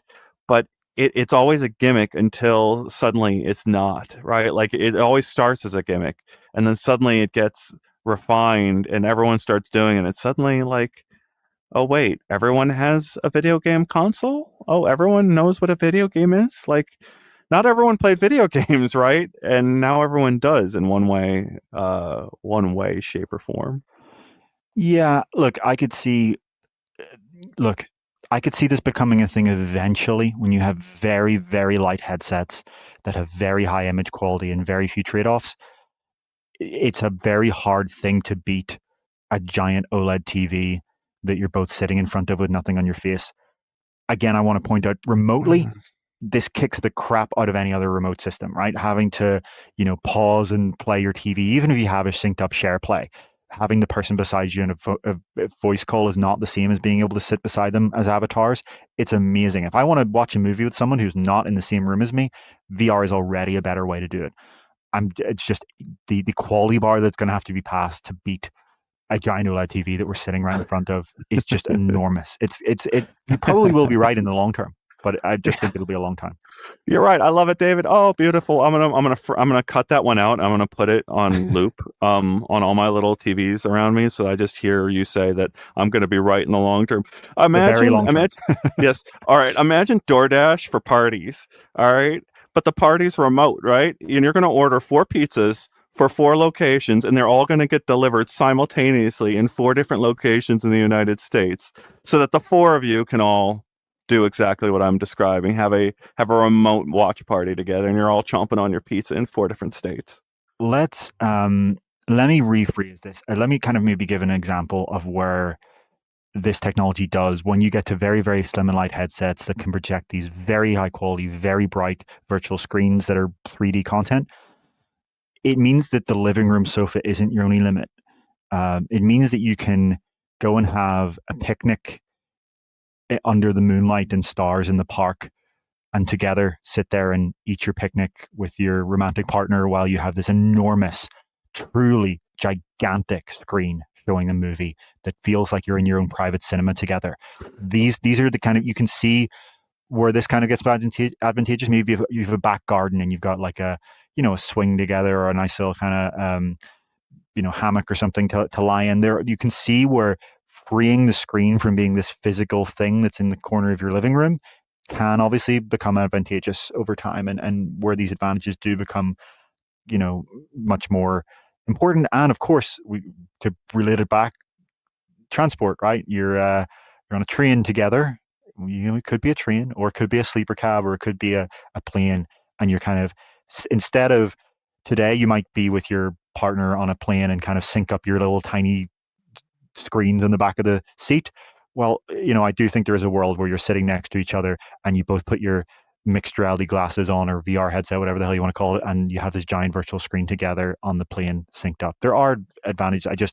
The only area I'm skeptical of is if you're already sitting in the living room in front of that giant TV. But there are many possibilities beyond that. There's so many interesting scenarios. Imagine the walls of your house as being transparent. And on the other sides of the walls, you have Horizon Hyperscape scanned rooms of people who you care about. So, or you need to know what they're doing, right? So like I put on my headset, and that wall is now knocked out that's in front of me, my physical wall. Maybe I have all the things still hanging on it, which would be neat. Like all my TV is still there. But the wall is transparent, and on the other side of the wall is David's room. And I'm seeing a scan of David's room, and he's walking around his room. Hey, David, you're writing that story right now? Okay, all right, I'll see you, David. And we go opaque on our display. Like you could keep it opaque. You could keep your wall opaque if you want. You don't have to let me see into my room. But like, you get where I'm going with this. Like, that isn't that the end goal of Horizon Hyperscape? Isn't that what they want us to do with it? Is have our rooms available for strangers to look into at any time? Well, I'm not sure where you're going to the look into part. I would say literally just go into, right? Why would you look into it? Why would you not be inside it? I think eventually, yes, as we discussed when Hyperscape kind of launched, I think the idea is that for remote stuff we're talking about, I can come and sit beside you on your couch. But why would I be peering into the room? And why don't I just sit beside you on the couch? There's so many messed up social interactions to think about here. I want the people to be outside of my home before I let them into my home. I want to choose them one at a time to come in. Well, that's But you're looking at a scan of my home. I don't mind if you're on the outside looking in. I don't mind if you're, I don't know. that's a strange one, but I think we'll have to leave that to your yeah. I don't know, man. Like we did a whole argument about what is the privacy of a scan of your home that is now online on Meta servers. Is it private if it's only accessible to you in Yeah, Meta? All I right, just I David. don't think peering into it solves anything around that. I think the solution here is that you choose who you want to join. You invite them, right? You click a friends list and you click invite. They click accept and they're there. If you decide that you click the wrong person, you click block or remove and they leave, right? It's LL out there said my brain should be donated to science. They're probably right. The thing I want, David, is this studio in miniature with the roof blocked out and a whole bunch of God personas out there watching us. I want them to be able to watch us in miniature, and they're in their FaceTime chat. I have no idea what's happening in their FaceTime chat, and they're watching us in miniature right in their visionOS. one of the things that makes VR amazing is that the avatars you see are at 1-to-1 scale, and human beings' brains have evolved over hundreds of millions of years to consider things that I are at the agree. correct scale of humans to be humans. That should be a And mode. but miniature humans are not considered humans. We don't like that's one of the They're reasons so funny to look at, though. They're so funny to watch. you don't look. If you're even on an airplane and you look down, part of your brain can't really register that the cars you're seeing are real cars. You think they're miniatures. I love tilt shift videos because they look miniature, and it's so They cool look to see cool. the tractor looking like a little miniature person. Sure, but I'm just saying your subconscious doesn't recognize it as a person. Let's All right. let's talk about hand Merry tracking. Christmas. We're getting punchy at the end of the year here. All right. Let's talk about hand tracking on Quest. We've got some core tech updates and some SDK updates. So, hand tracking 2.4.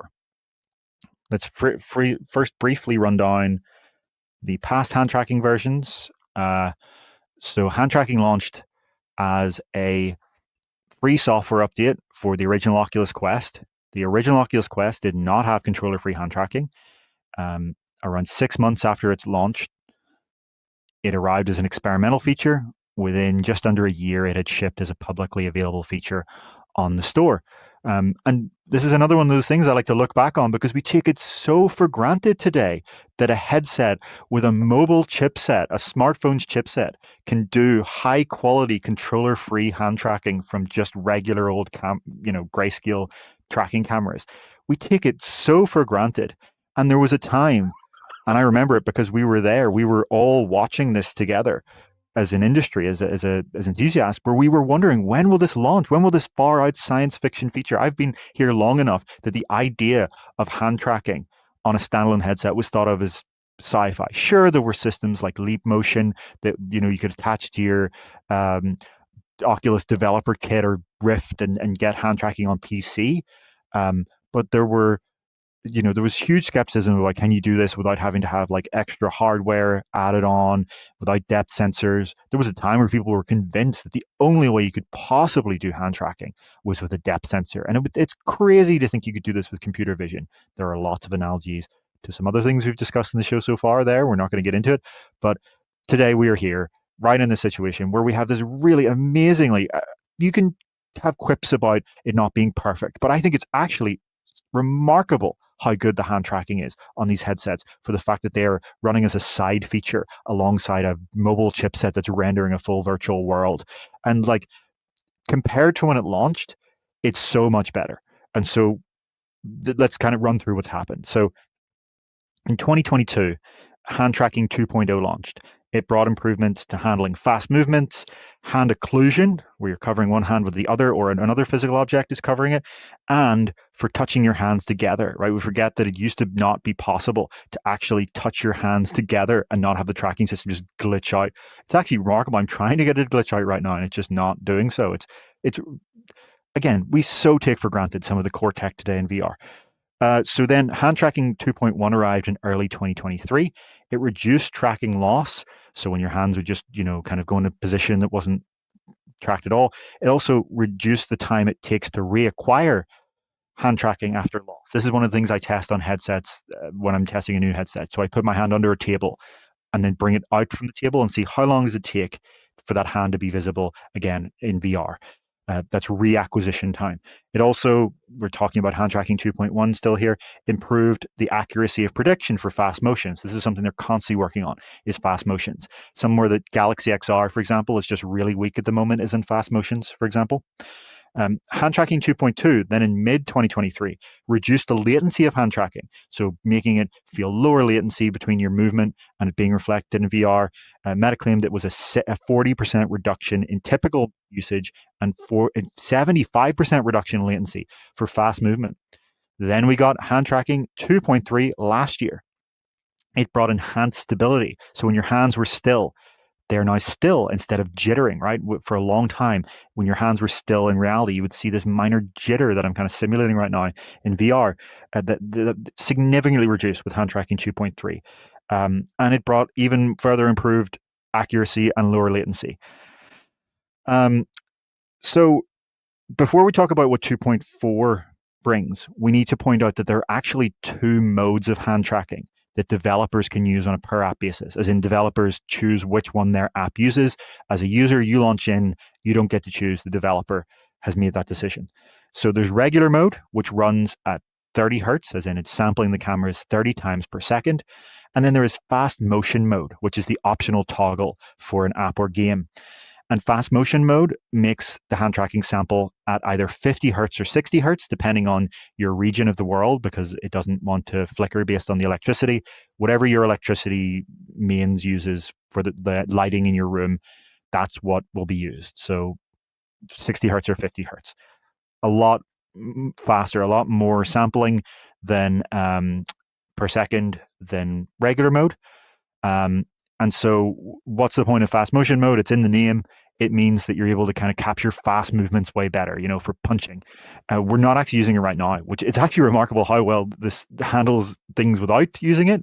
But if you introduce fast motion mode in your app, things get even better in terms of handling fast motions. You can do really fast fitness games. People don't realize that hand tracking is capable of this because it is an optional mode. So why isn't it always there? Well, there are trade-offs, like with everything. So because each camera exposure is shorter, right? You're doing the tracking more times per second, so the camera exposure is less. You're bringing in less light, so it degrades more in low light. So in an ideal lighting, this is completely not an issue, right? Fast motion mode is just as good as normal mode. But if you're in low light, you may find that normal hand tracking mode works very well, but maybe the fast motion mode is not working quite so well. So it actually matters a lot more to have good lighting in fast motion mode. There are also trade-offs in that because it's just using more of the kind of NPU, the DSP on the chipset, it's doing more, computer vision. You cannot use fast motion mode alongside multimodal, which is the mode we talk about that lets you use hands and controller simultaneously. And if you want to use inside-out upper body tracking, you can only use fast motion mode in VR, not with pass-through on at the same time. So there's kind of this like matrix of, you can't enable every possible feature at once. On Quest Pro, the situation gets catastrophic. You cannot use fast motion mode alongside eye tracking or face tracking. So you see, if you're a Quest Pro user, you cannot make an immersive fitness experience that also uses eye tracking and fitness. So that all brings us on. That's just context of explaining. This mode has been around for years, to be clear. Hand tracking 2.4 is all about improving fast motion mode. That's why I've just spent this time describing it. It is fully focused on not improving the regular hand tracking that you would use, throughout most apps, but on these immersive fitness apps and, fast-paced games where maybe you might be fighting enemies where you can use hand tracking with fast motion mode. And so it brings through improvements to fast motion mode. Faster hand acquisition. So if your hands re-enter view, reacquisition, to be clear, is not just about when your hand gets occluded. It's also when your hand isn't on any camera at all. So when your hand, swings out here and then swings back into view of a camera, what's the time between your hand being back in view of that camera and it being tracked? That's this So that's been improved. Faster hand acquisition when the hand comes into view, which significantly reduces the hand loss during these fast, rapid movements where you might be swinging your arms around and fighting. Again, we're not using fast motion mode in the studio, just to be crystal clear. They also, according to Meta, 2.4 brings advanced motion upsampling, which smooths out rapid gestures so that motion appears continuous instead of choppy while minimizing motion artifacts. And it also, the third thing that Hands 2.4 brings to fast motion mode is optimized fast motion filters, which helps eliminate perceived latency between hand tracking and controller input during high energy interactions. So it's making hands feel more and more like having controllers. You can try this out in a free app. If you're saying to yourself right now, I would love to try fast motion mode on my Quest and see what it feels like. There's a free app that Meta put out years ago now, maybe 2 years ago, called Move Fast. It is actually a really fun little low friction hand tracking fitness game. So if you just want something you can boot up and in 10 seconds be in a fitness experience with your hands punching away for free, Move Fast on the Meta Horizon store for free. And given that it uses 2.4, to be clear, hand tracking 2.4, I've forgotten to say this, my apologies, is part of Horizon OS V83. So if you have V83, you should have this, with the caveat that Meta sometimes does these bizarre sub rollouts. So it's likely that you have this with V83 if your headset is currently running V83. Go on to the Move Fast app on the store and start punching and see what hand tracking is capable of, because a lot of people are really underestimating what it can do in that 50/60 hertz fast motion mode. Some really interesting comments going on. LL was teasing me about trying to stay on topic and then talking about my weird visions for how we do this studio. So thank you for the teasing. Arlen asking, so on the Quest 3, could we this generation have the ability to seamlessly switch from hand tracking for spells and magic and back to controllers for weapons? I think that's a yes, technically. The question is whether you get a software developer that supports it, that really is creating for your dream, Arlen. I'll go a step further, and I want the controllers on like hanging on my side, and I want to grab them like from holsters when it's time to use them and use my hands exactly as you're describing from time to time. But that's such a weird mode of interaction that I don't know if a developer would like, let's do that right now, because you're not going to get a lot of people playing the game that way. Yeah, as you say, Ian, it is possible. It's called multimodal. So I've just pointed out you can't use that with fast motion mode. So the hand tracking you'll have with this hands and controllers multimodal mode will be 30 hertz, but that's still pretty good, right? It's still fine. The only time you need fast motion, again, is if you're doing all these swinging, crazy stuff like this, where you're really trying to, like, do a fast-paced combat game where, you're physically fighting off enemies, like a melee combat game or a fitness game where you're kind of like really trying to break a sweat. That's the only time you really need fast motion mode for gameplay. But for the example you pointed out, both of you, the spell casting and simultaneous spell casting and weapon, as you point out, having these things on holsters, people are like, is this possible? It is possible. It 100% is possible. It's not even on Quest 3. It's possible on Quest 2. They originally didn't have it for Quest 2, but they eventually brought it to Quest 2. It's just an optional feature. I think a big issue here is if you develop around this, it only works on Quest. My understanding is that there's no other platform that supports this. Correct me if I'm wrong. I think we would probably have heard by now, but my understanding is, of the major VR platforms that developers are building these games for, the only ones that support this is Quest. So you would then build an entire feature set around just Quest. Meta should probably fund a game that does that. If you're a developer, it's hard to justify putting a Quest-only feature. It is off topic, but I gotta say it. But I want my tracked iPhone in VR, and I want my iPhone as a stand-in for a controller. I think it would be a really interesting thing to have a iPhone on a lanyard. People are talking about lanyards here, but have your iPhone on a lanyard or a strap, just hanging off on your side, and then whenever you need it for something in game, narratively or otherwise, there it is, waiting for you. We have another subject here, right? Yep. So what we just discussed was the improvements to the kind of core tracking technology of hand tracking in specifically fast motion mode, and we also covered the whole I can't believe how we all take this for granted today. Again, another thing that 10 years ago people would have heavily debated whether it would even be possible in 2025. Never mind the fact that we got it years and years ago and it's getting so good. If you took even a Quest 3 back 10 years ago, I think people would be shocked by the resolution not being higher, right? They would be like, I thought we'd be at 4K per eye. But if you showed someone 10 years ago Quest 3's tracking, its hand tracking, and its color pass-through mixed reality and features like that, and the controllers having no rings, and the ability to kind of have world scale, you can walk around an entire warehouse, the co-location, automatic co-location. If you showed people some of these features, and inside-out upper body tracking as well, if people would say, wow, that's incredible. They would say, of course they would say, I thought the field of view and resolution would be better. But I think they would also say the tracking, the computer vision stuff, beyond what we ever thought was going to happen anytime in kind of, for some people in our lifetimes.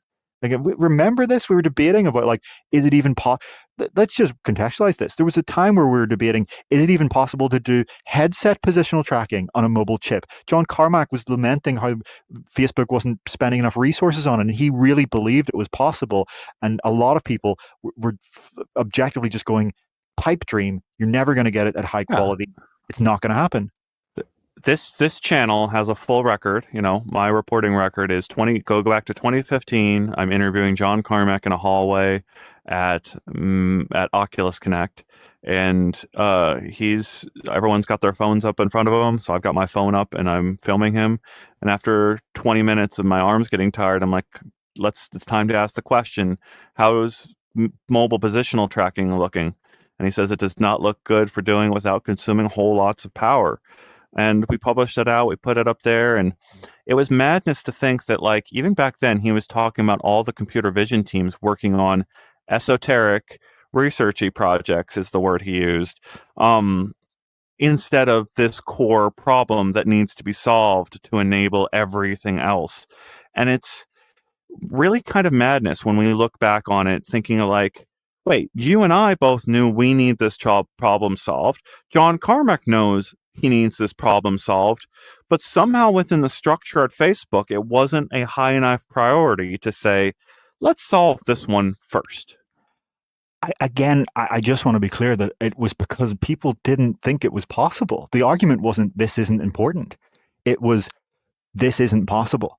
And again, one of the things that has gone beyond what any experts had ever predicted was computer vision. Before the modern wave of AI, the kind of large language models that has brought chatbots that the experts didn't think would arrive until 2040s, 2050s. What's happened in computer vision, the fact that you can do so much today with pure vision, no depth sensor, no LiDAR, no radar, no structured depth sensor of any kind, just cameras and software, is beyond what experts 15 years ago thought. And a lot of those experts were there at Facebook saying, nope, you're crazy, not going to happen. And thankfully, enough people said, no, you're wrong. This is going to happen. And so I want to caution, there's obviously a massive importance of expertise in many ways. I'm not saying, experts are useless, but sometimes the experts are wrong because they underestimate what can be done with the right amount of investment and hard work and clever engineering and breakthroughs. Experts do tend to have this kind of underestimation of what can be done with enough kind of progress and pushing. There are other examples of this if we want to go wider. People said, experts in rocketry said that landing a rocket was never going to happen. Others said it was never going to be economical. There are numerous examples of this in technology over the past 20 years. It seems our audience has been lost in the debate over controllers versus hand tracking, or just how do I have a game that encompasses both. There's all the user issues of just, once you put the controller down, do you show the controller to the user, or do they have to feel around in the darkness now to find the controller again? And again, that interaction alone is a huge barrier to this kind of thing existing. That's why I think the phone is such a no-brainer to bring into VR with you as a stand-in for so many things. The phone immediately can be a tricorder. You can use it as a scanner in any device, in any virtual world. You're just holding this thing and you're scanning your surroundings and tapping on the screen, and that's just the beginning.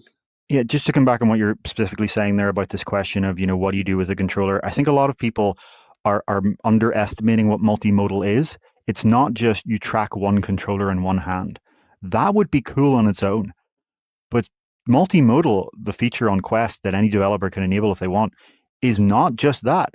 It is tracking 4 things. It's tracking both of your hands and both of your controllers. So the answer to that question is that if you're in this multimodal sample scene that you're seeing an image of here, you put the controllers down in the desk and you see the controllers stay in their position.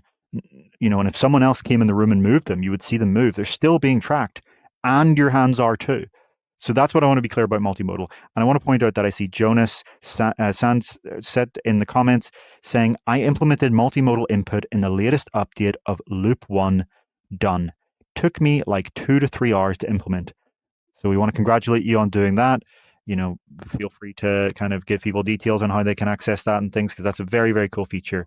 So I just want to be clear that multimodal is it does solve that problem. It's all 4 things, both hands and both controllers, constantly being tracked at once. That's what the feature is. Tarun out there asking, what's going on with Carmack's AI startup? They're going to make me spin out here. We don't know. He's kept it pretty private, but when I saw on Twitter I kept seeing him post photos of him from like off-grid locations, and I'm just imagining him trying to bootstrap an AI, an intelligent AI on some off-grid location without any grid power, any connectivity, just in case the thing becomes sentient and self-aware and decides to destroy humanity. His quote on Twitter was, "There's still ways to shove it in a locker," as I recall. I think that was his comment on Twitter about what he would do, indicating what he would do if he was faced with an AI. So that is my knowledge of what John Carmack is doing. I would happily do a tour of his location. I want to go out to the middle of nowhere and see what AI he's building and how, and ask him some hard questions about it. But we don't have any idea. He's raised some money for the effort, and I assume he's trying his own like unique aspect he's trying to go at his own approach to bootstrapping AI.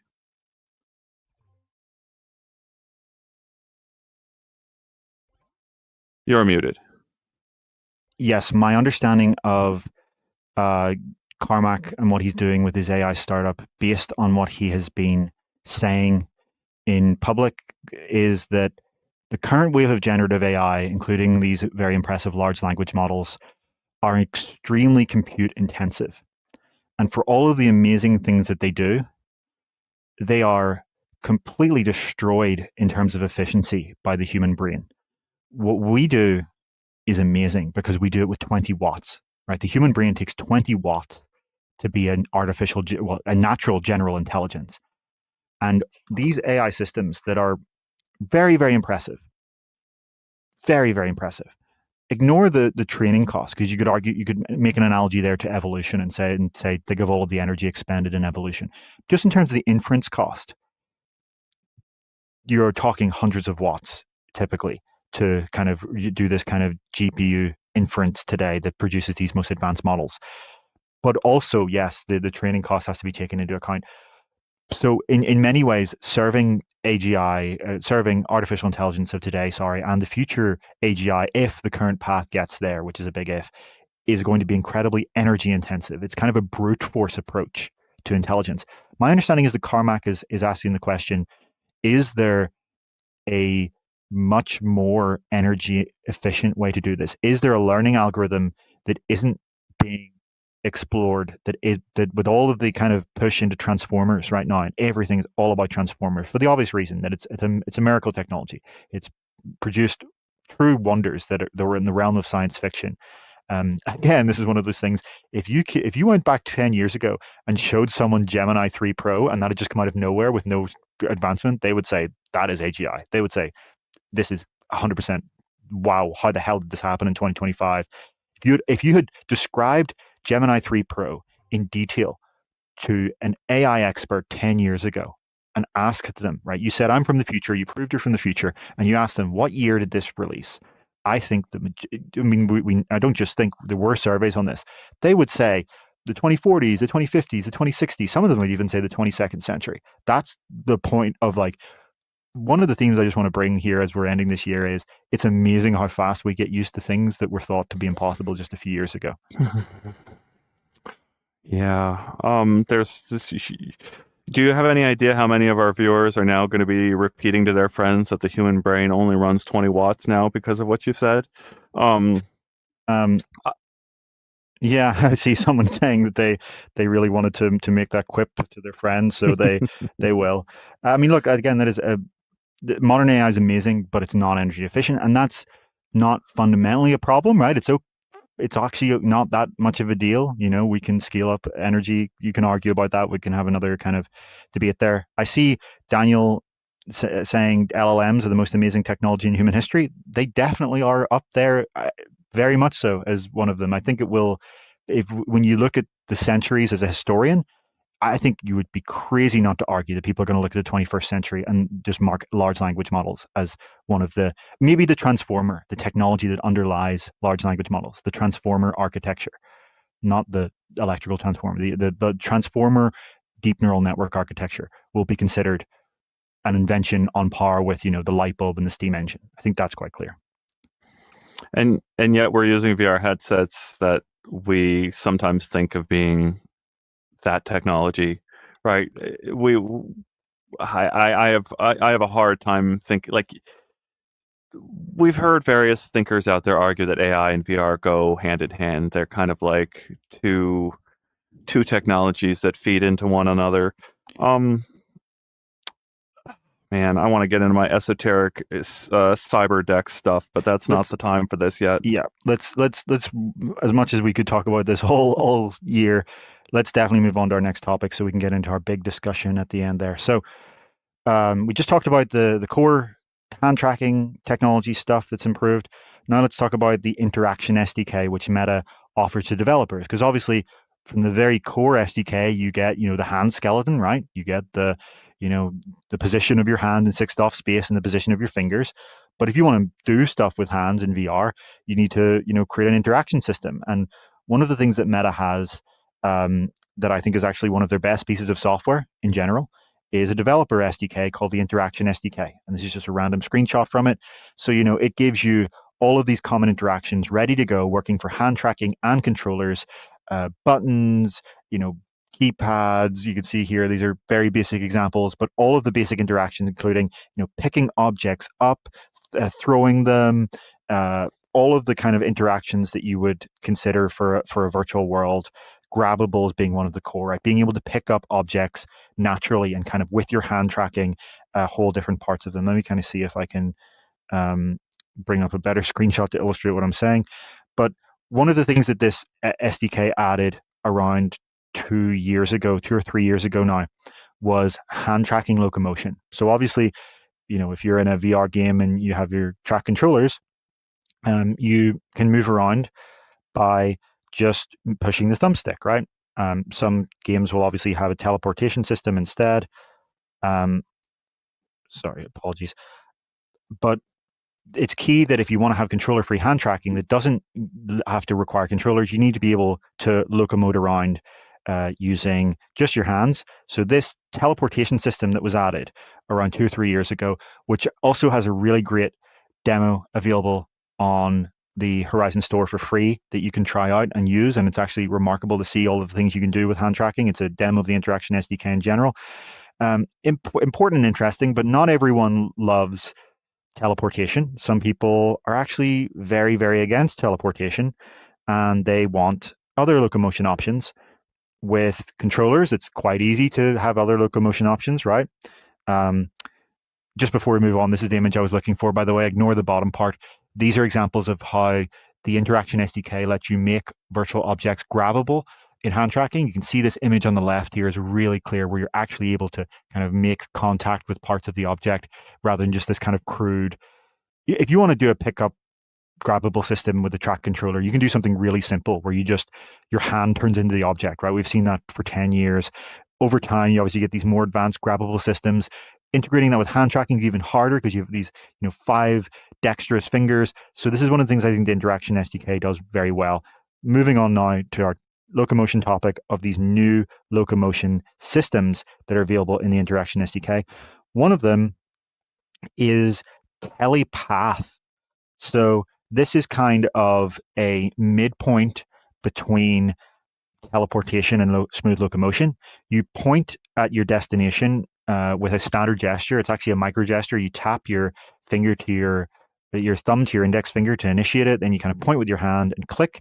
But instead of teleporting there, you will smoothly locomote over there. And if there's any jumpable object in the way, you will automatically jump over that object. So that's quite easy to understand, right? It's a midpoint between smooth locomotion and teleportation. Telepath, right? That's a new option. The next one is walking stick locomotion.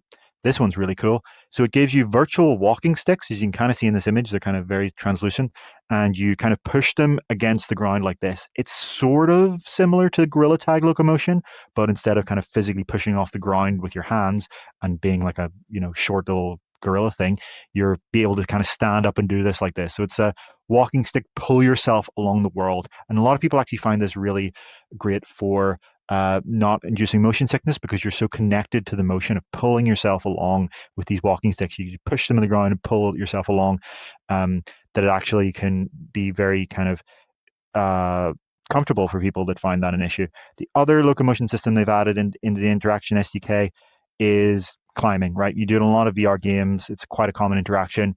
This is something that now any developer can add in a matter of seconds. This is actually kind of an extension of the grabbable concept in the SDK. Remember, I was talking about the ability to make an object grabbable. Well, this makes an object climbable, and it does the opposite essentially. Instead of pulling the object towards you, it pulls you towards the object. So you can make, climbable walls, and there's all different solutions for, ones that you have to use 2 hands to pull yourself up at the top. And all of this works with hand tracking and with controllers. This is something that any developer can add, to their game. And because I know people are going to ask it, yes, for around a year now, the Interaction SDK has been cross-platform. This is not exclusive to Meta headsets. It is Unity, though. This is only available for Unity. But if you are a Unity developer and you don't want to have to reinvent the wheel for every interaction, you just want to make a great game, you don't want to have to think about how do I replicate every interaction, I think you should be using the Interaction SDK because it is one of the best out there. There are others, but I think this one is actually really great. I played around with it. The other good thing is that it means that the interactions are consistent, right? There's nothing more frustrating in VR. And I think a massive fundamental problem with VR is that the same interactions conceptually are implemented slightly different between each game.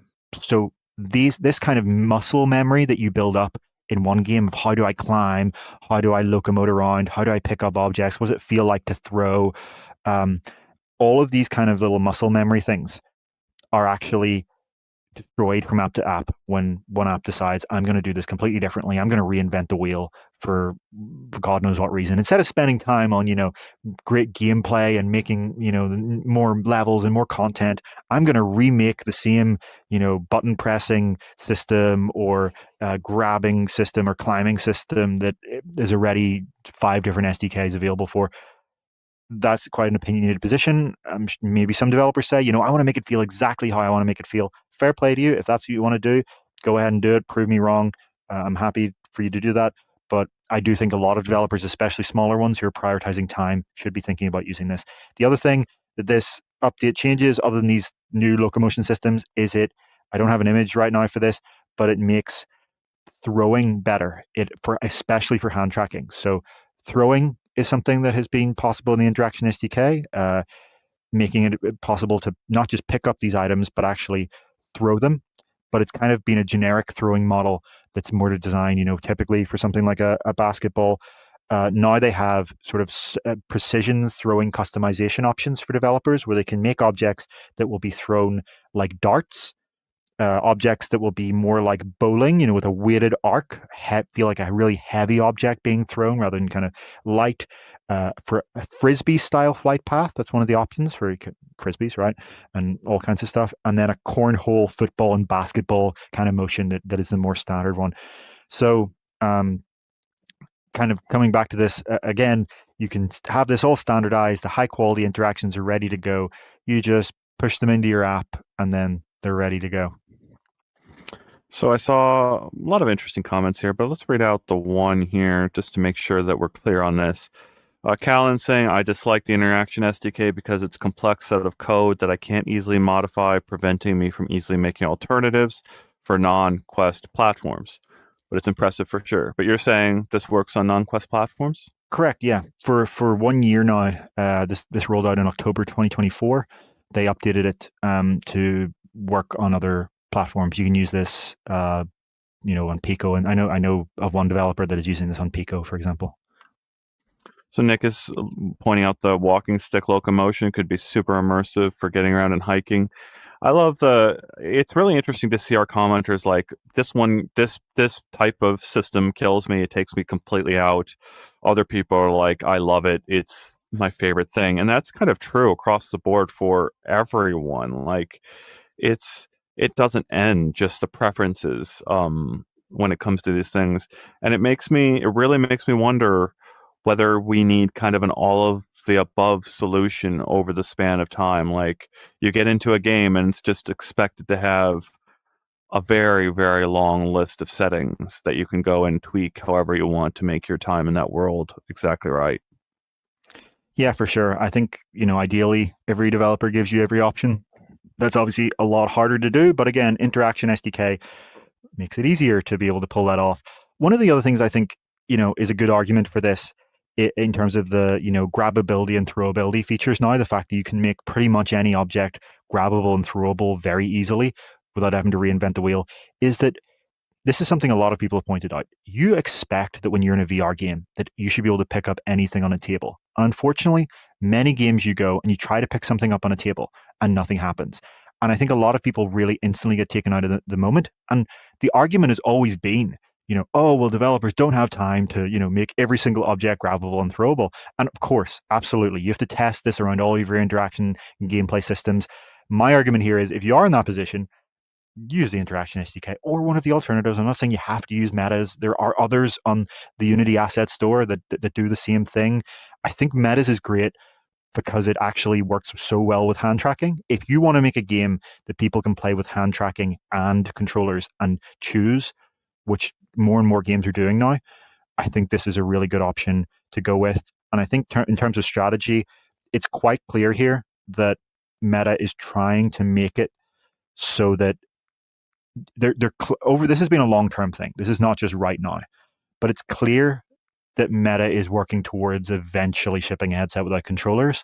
And part of that is making it so you can bring as many of these interactions to hand tracking as possible. I think people, if you're skeptical of hand tracking being used for a full game, you should try out this little free demo. I need to find the name of it and just confirm I have it right. So I'll let Ian kind of give his head shaking take while I just double check. Give me my minute while you go look for that. So the thing, I want a developer out there, not suspicious. You just commented. You're one of the developers that has informed me being this crazy and this crazy idea. Imagine you're in Hyrule. You're in the middle of the castle. You're in front of the castle, and you're holding either a Nintendo Switch or a Steam Deck. It's up to you to imagine in your head which it is. And you look down at the Steam Deck, and on the Steam Deck, Nintendo Switch, it has a mirror of exactly where you're standing in Hyrule. You're Link, but you look down at the screen and Link's location, you see Link exactly where he is in Hyrule. In the game. You press the stick on the Steam Deck and you start walking forward. Okay. The character on the Steam Deck starts walking forward. You stay stationary. What you see in VR is Link's 3D model walk out in front of you.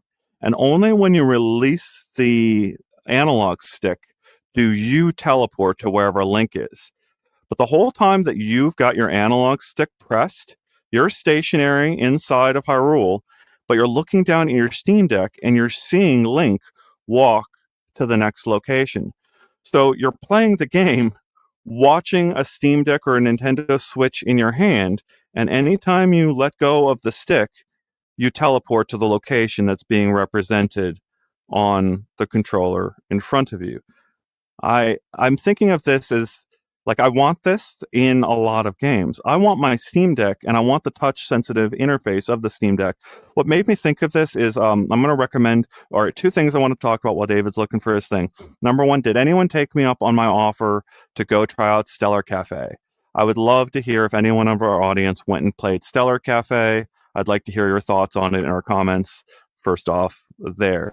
Yeah, so David's back. Are you ready?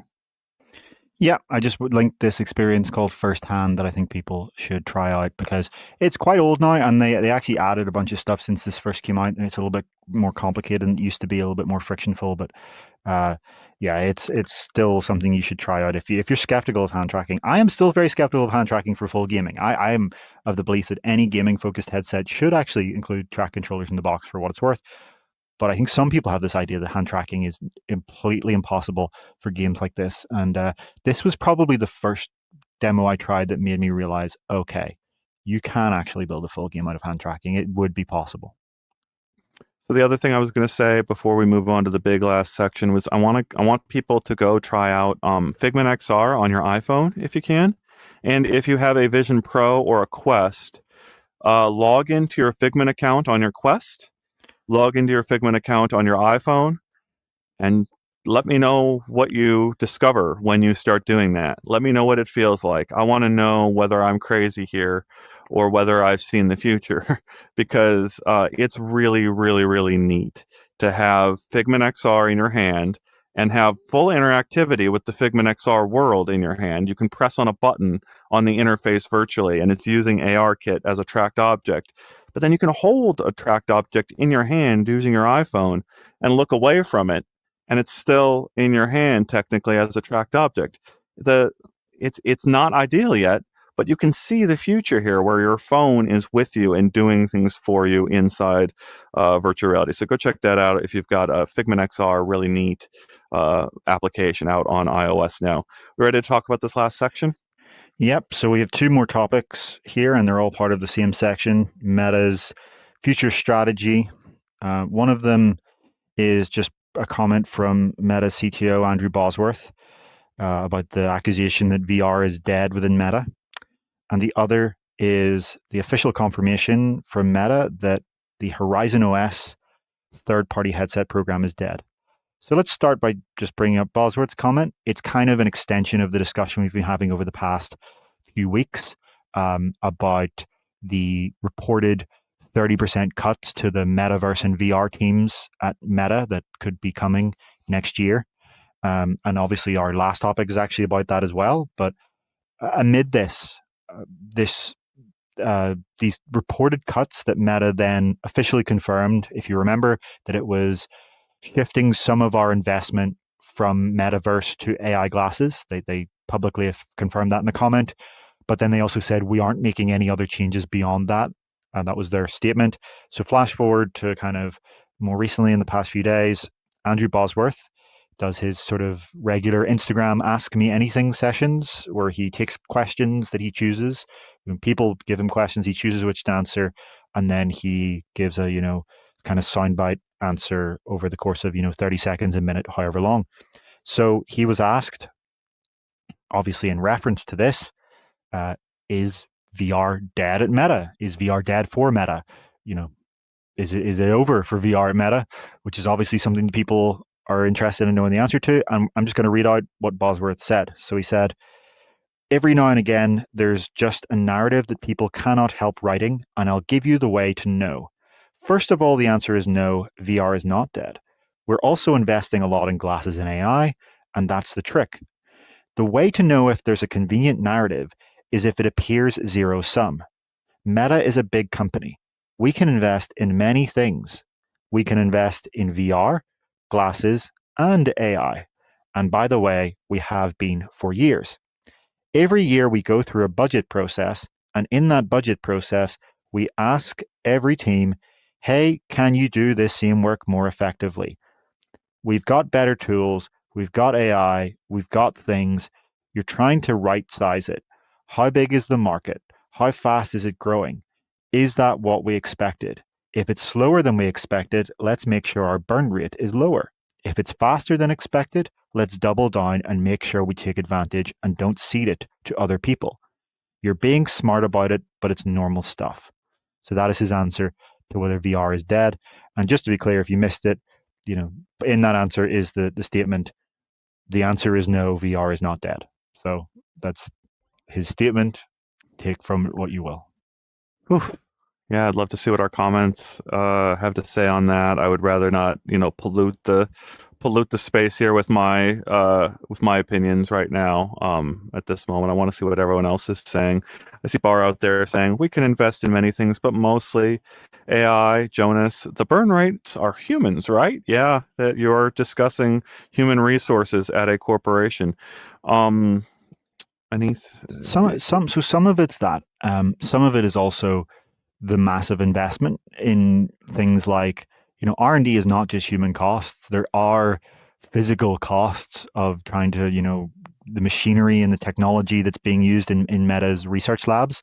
These R&D projects are incredibly capital intensive beyond just the actual human beings that are working there. They are obviously the majority cost.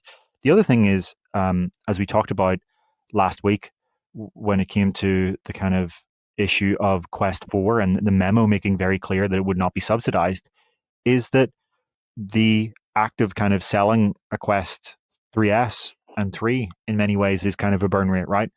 You're pouring all this money into content and R&D and marketing, and you're making none or negative money on the sale of the headset. So I think some of it is about that. And yeah, in general, it's just about spending less. I think if you look at the comment there at the end of, if it's slower than expected, we make sure our burn rate is lower. If it's faster than expected, we double down. It's quite clear what he's talking about there. It's been very clear now in the past year that they have said very clearly to investors that Quest headset sales are down year over year. And meanwhile, the smart glasses sales are skyrocketing. At the same time, one of the things that the Bloomberg's report that talked about this 30% cut to VR and metaverse said very clearly was that according to Bloomberg sources within Meta, the decision here was actually in many ways about the lack of competition that Meta has seen throughout the industry.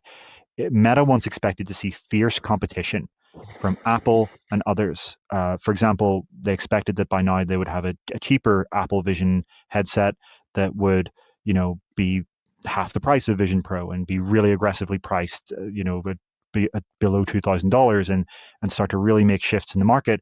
They also, maybe would have expected that Android XR would have launched sooner and that we already would have seen, Quest competitors running Android XR by now. And it's quite clear that that is not the case, right? Apple, according to Ming-Chi Kuo and Bloomberg's Mark Gurman, Apple will not be releasing a cheaper headset until at the very earliest late 2027. Perhaps, Mark Gurman claims 2028, so that's a long time away. And so I think some of this is about, put yourself in Meta's shoes. Quest headset sales are down year over year. The competition is not arriving with this massive, hurt and pain. Meanwhile, smart glasses, you are the first mover in, right? You are the company that is bringing smart glasses, the first company to sell millions of smart glasses, are skyrocketing. They're selling them as fast as they can make them, and for many units. That is still the case to this very day. And what you do know is that Google and Samsung are putting everything they have into coming out with a competitor. Google is coming for Meta's smart glasses business next year, not 2028, next year. Google is coming for them, both for the simple displayless ones and for the HUD glasses. Google is working with, Warby Parker and General Monster and Samsung. They are coming for Meta's smart glasses business. Google is coming for blood. They are going to fight and say, no, we don't want Meta AI and Meta services on these glasses. We want Google Maps and Gemini on these glasses, and we want them now. Meanwhile, the reports from Bloomberg's Mark Gurman suggest that at Apple, very similar things are happening. Apple accelerated its smart glasses project. It wants to say, hell no, we don't want Mark Zuckerberg to be thought of as the big innovator in smart glasses. What are we doing? We're asleep at the wheel. This should have been our moment. Let's get some Apple glasses out into the world. I'm simplifying here, but this is what's happening. So all of these big tech companies are looking at Meta's smart glasses business and saying, let's charge it that. How dare we let Meta be the first mover and market leader here? This should be us. What are we doing, folks? Meanwhile, they're not seeing really serious competition for Quest in the headset space. You see why you would then be saying, let's actually take advantage of our first mover advantage, not be complacent, accelerate our smart glasses plans, and you know what? We don't have to move as fast on VR.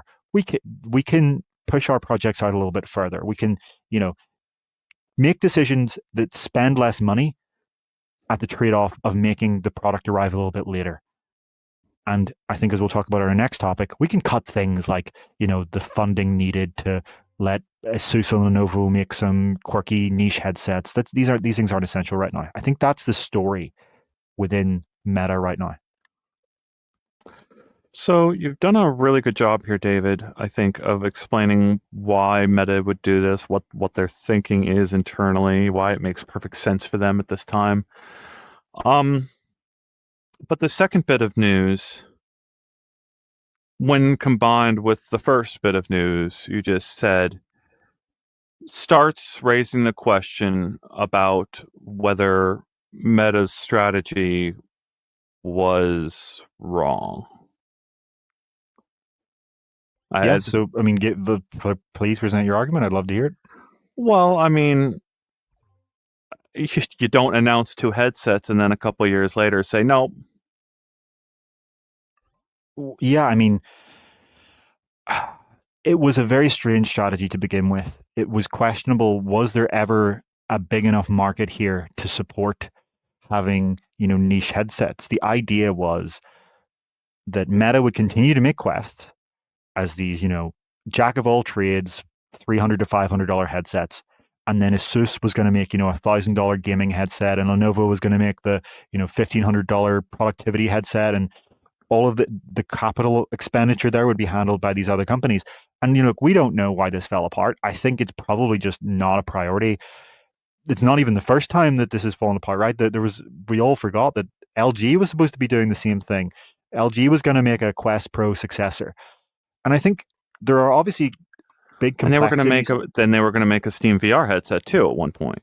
Yeah, well, yeah, okay, that's true, absolutely. But I think that's the ancient history category of 2017. I think it was. But you're right to bring it up. But yes, more recently, the launch date for the LG Quest Pro 2 was going to be 2025. It would have been MetaConnect 2025 when LG came out with a Quest Pro 2, essentially, from LG. That deal fell through. LG said the market just wasn't big enough. It's not growing fast enough in terms of the demand for high-end headsets. And I think the same thing is obviously the case for ASUS and Lenovo. The Quest headsets have proven that there is demand for VR at $300 to $500.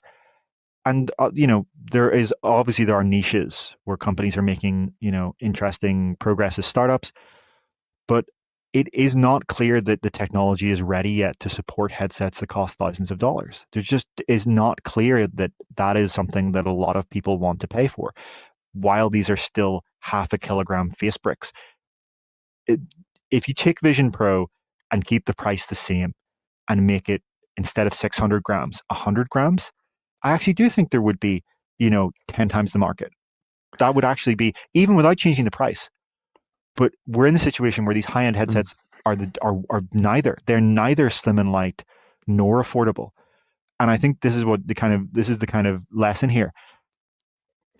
Nobody has yet actually proven that there is a sizable market that a big company would care about for a headset that costs over $1,000. All right. So I'm going to argue that training is the secret sauce of VR. And the mistake of the last generation was to try to go a corporate route to training, to send Walmart thousands of headsets and expect Walmart's associates to learn how to do their jobs using a VR headset with little support. No, what I'm saying is learning how to play piano at home, learning how to play guitar at home, learning a trade by practicing with your hands in a virtual reality headset before going and actually practicing on real hardware.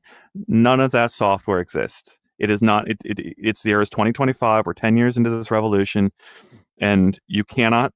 You've got piano vision, and I love the people who are big supporters of piano vision. I've looked at piano vision. I've tried to learn piano on piano vision, and it doesn't sync up with the piano that I have in my home with me. I can't seem to size the keys exactly right. So now I got to get the right piano for my headset, and that's just not the path. That's not the future. Where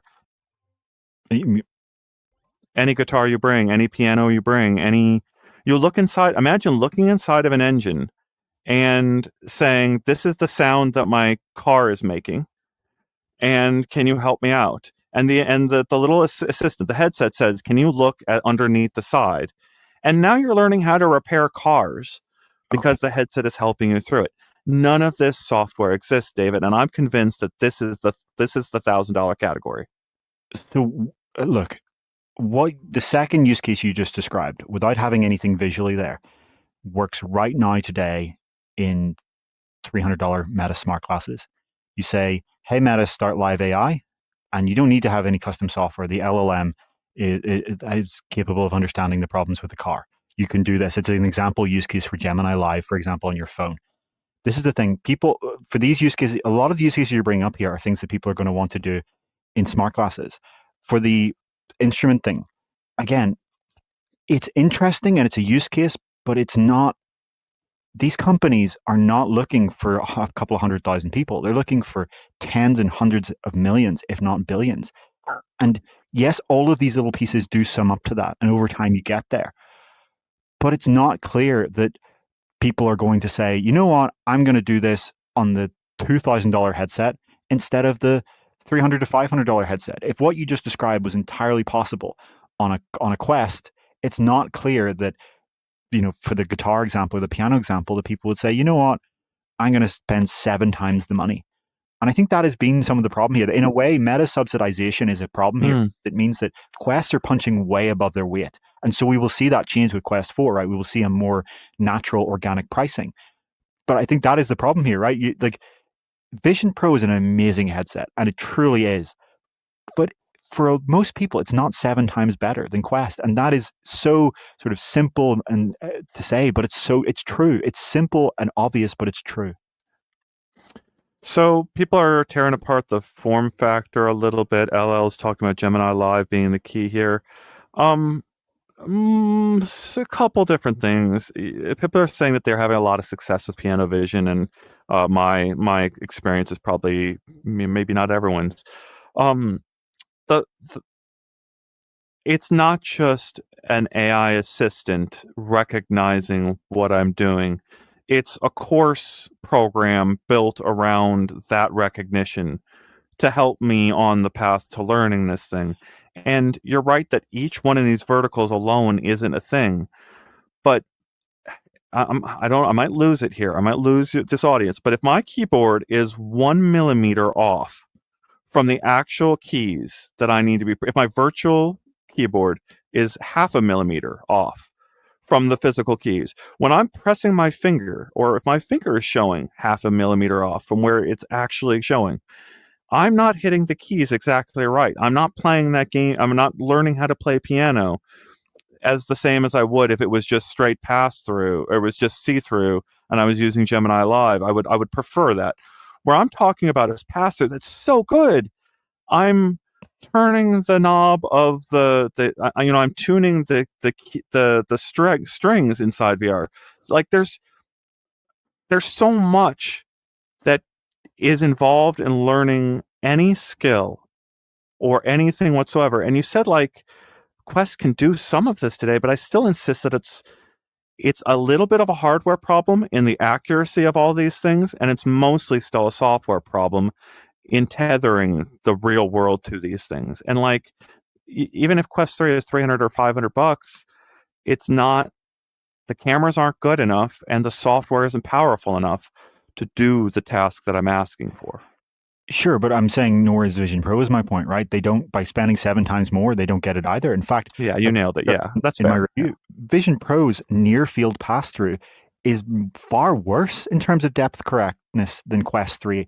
Quest 3 and Quest 3S for doing a near field pass through task are actually the best in class, which is crazy to say. Maybe Samsung Galaxy XR is actually pretty good there as well.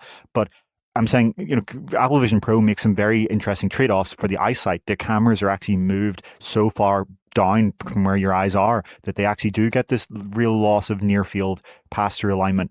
So, look, to bring this back to this topic, I think the point I'm saying is Asus and Lenovo know that there's no combination of features and specs that they can shove in a headset in 2026 that's going to, sell millions of units, right? I think that's the issue. It's not big enough opportunity.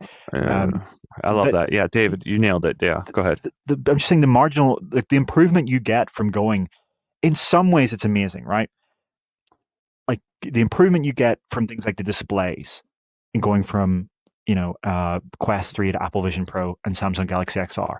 Massive, massive difference, right? That's fundamentally the biggest difference. And yes, eye tracking adds some things, but there's not a big enough business there for there to be so many companies. It's kind of like what we were talking about when it came to games, where I'm saying, there's this problem that no one's really talking about, where there's kind of a saturation of the VR games market. There are literally just too many VR games right now, unfortunately, for VR game developers. So it's going to be really, really, it's a buyer's market in a sense, right? As a VR gamer, you have so much pick, but as a VR developer, you're facing fierce, fierce competition from all sides. And I really feel for you if you're in that position. It's a tough place to be in. I think something like that is happening in hardware as well, right? Like there isn't a huge, there's not this giant gap in the market. There is in some senses for a niche company, right? It's all about what we're talking about, the opportunity.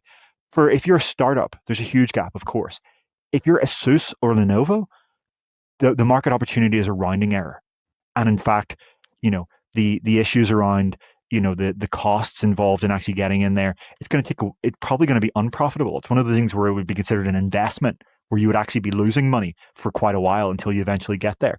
And it's about, if they say, let's just hold back 2 years and then we go in and the technology is a bit more advanced.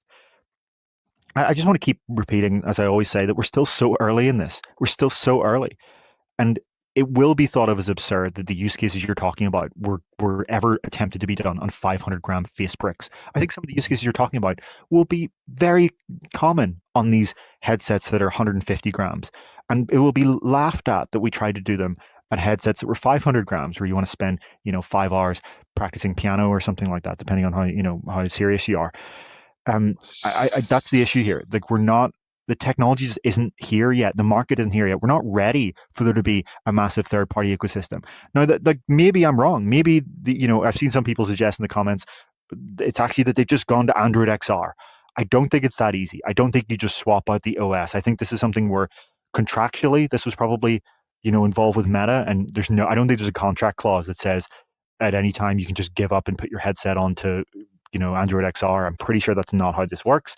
Could be wrong, but I don't think that's how this works. Even technically, though, it's a big difficulty to go from working with one company. Yes, they're all using Qualcomm chips in Android fundamentally, but that's actually not as much of a commonality as you think. There's still so many little details that would have been involved in this intimate partnership. Maybe they can use learnings from these projects and go and work on Google Android XR projects. Absolutely. But I think there's this narrative from some people that, oh, well, they're going to take the same headset they were about to launch for Horizon OS, just rip out Horizon OS and put in Android XR. And it's not that simple. Oh, there are so many things to think about, David. I would want you to ponder the question of what headsets do you think we're going to be due next year as maybe our closing subject here that we might get into. I want to go back to this I want to rewind the tape maybe 3 years here to prior to the Apple Vision Pro shipping. So there's a period here of about 2023-ish, 2022-ish, where Meta invites me out to their research headquarters and they show me the best codec avatars they can manage. I talked to one of their codec avatars on a PC across the country. Wildly, wildly neat to see this research project. They were shipping the Quest Pro, right? And we know what turned out of the Quest Pro, right? But they were showing us some of these research projects that were a few years out, and they were putting these research people in front of me who were saying, yeah, there's a few more miracles we need to accomplish before we can ship this to everyone.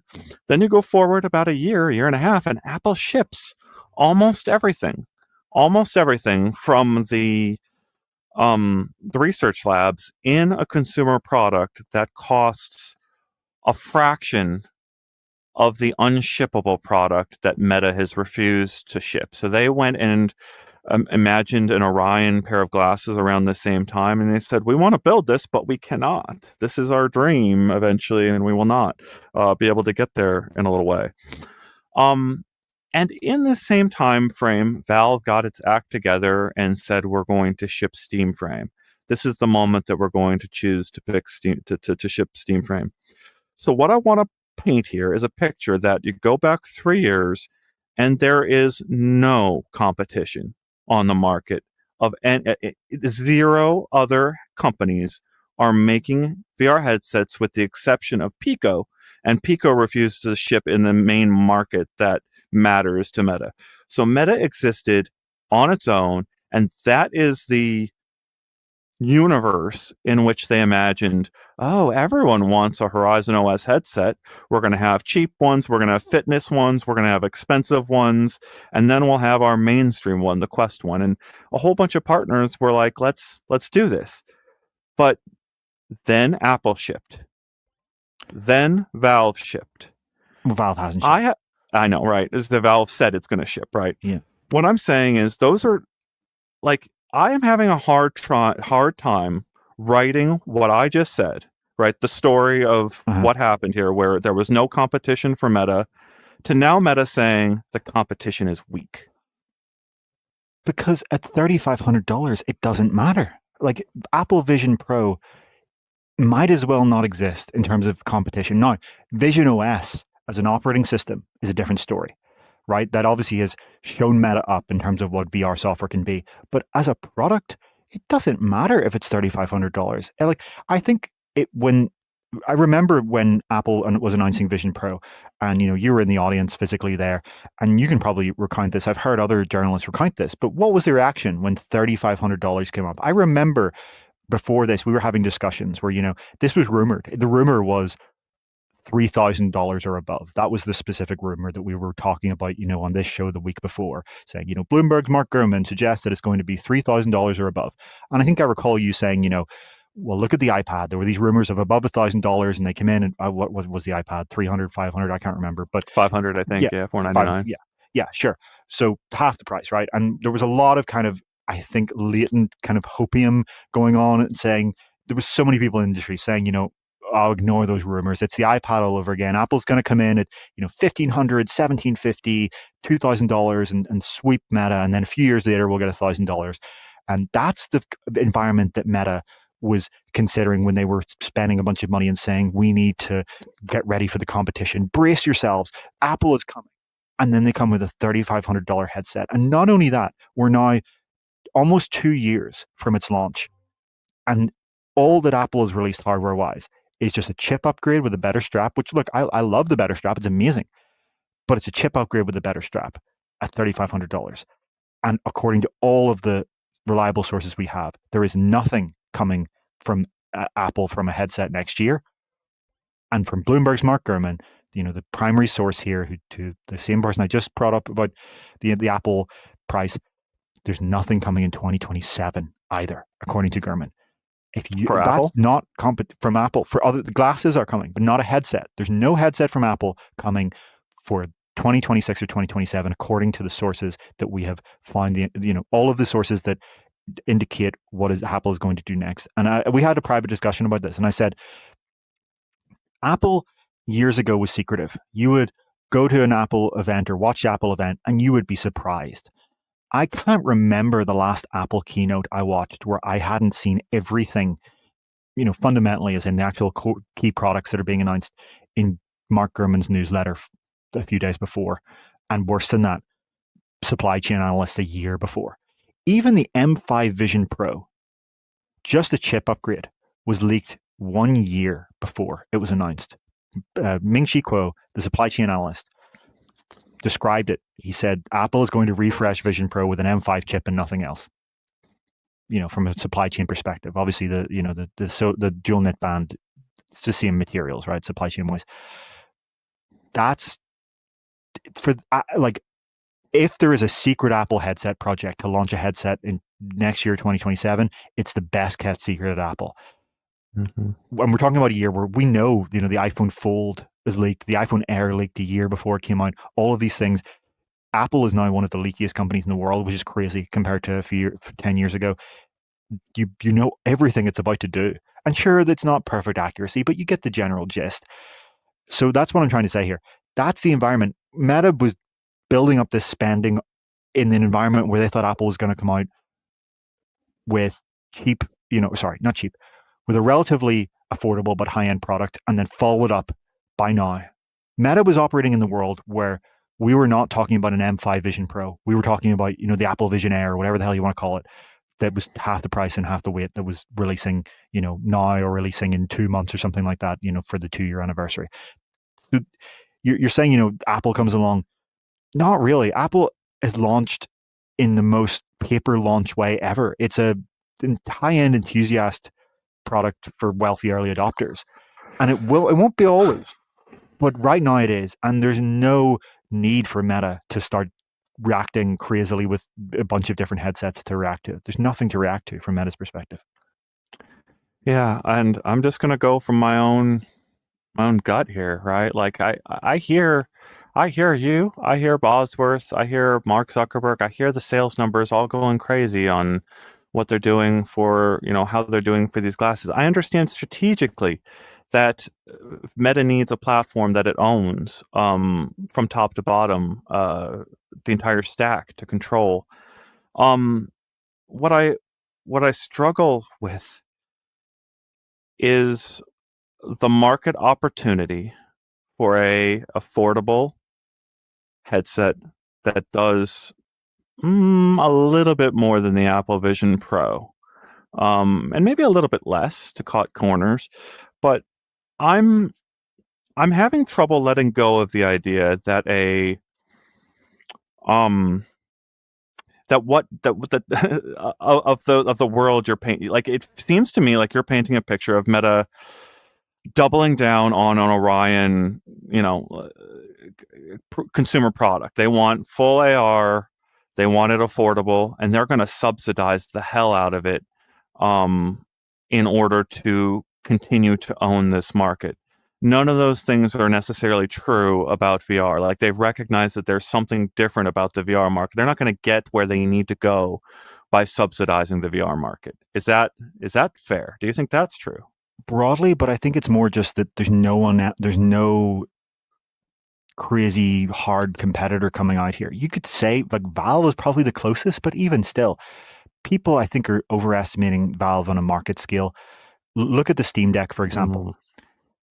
Nintendo has sold, 100 million Nintendo Switches? More than that, sorry. I don't have the figure on top of me. I'm trying to think of the number of Nintendo Switches that Nintendo has sold since the day the Steam Deck launched.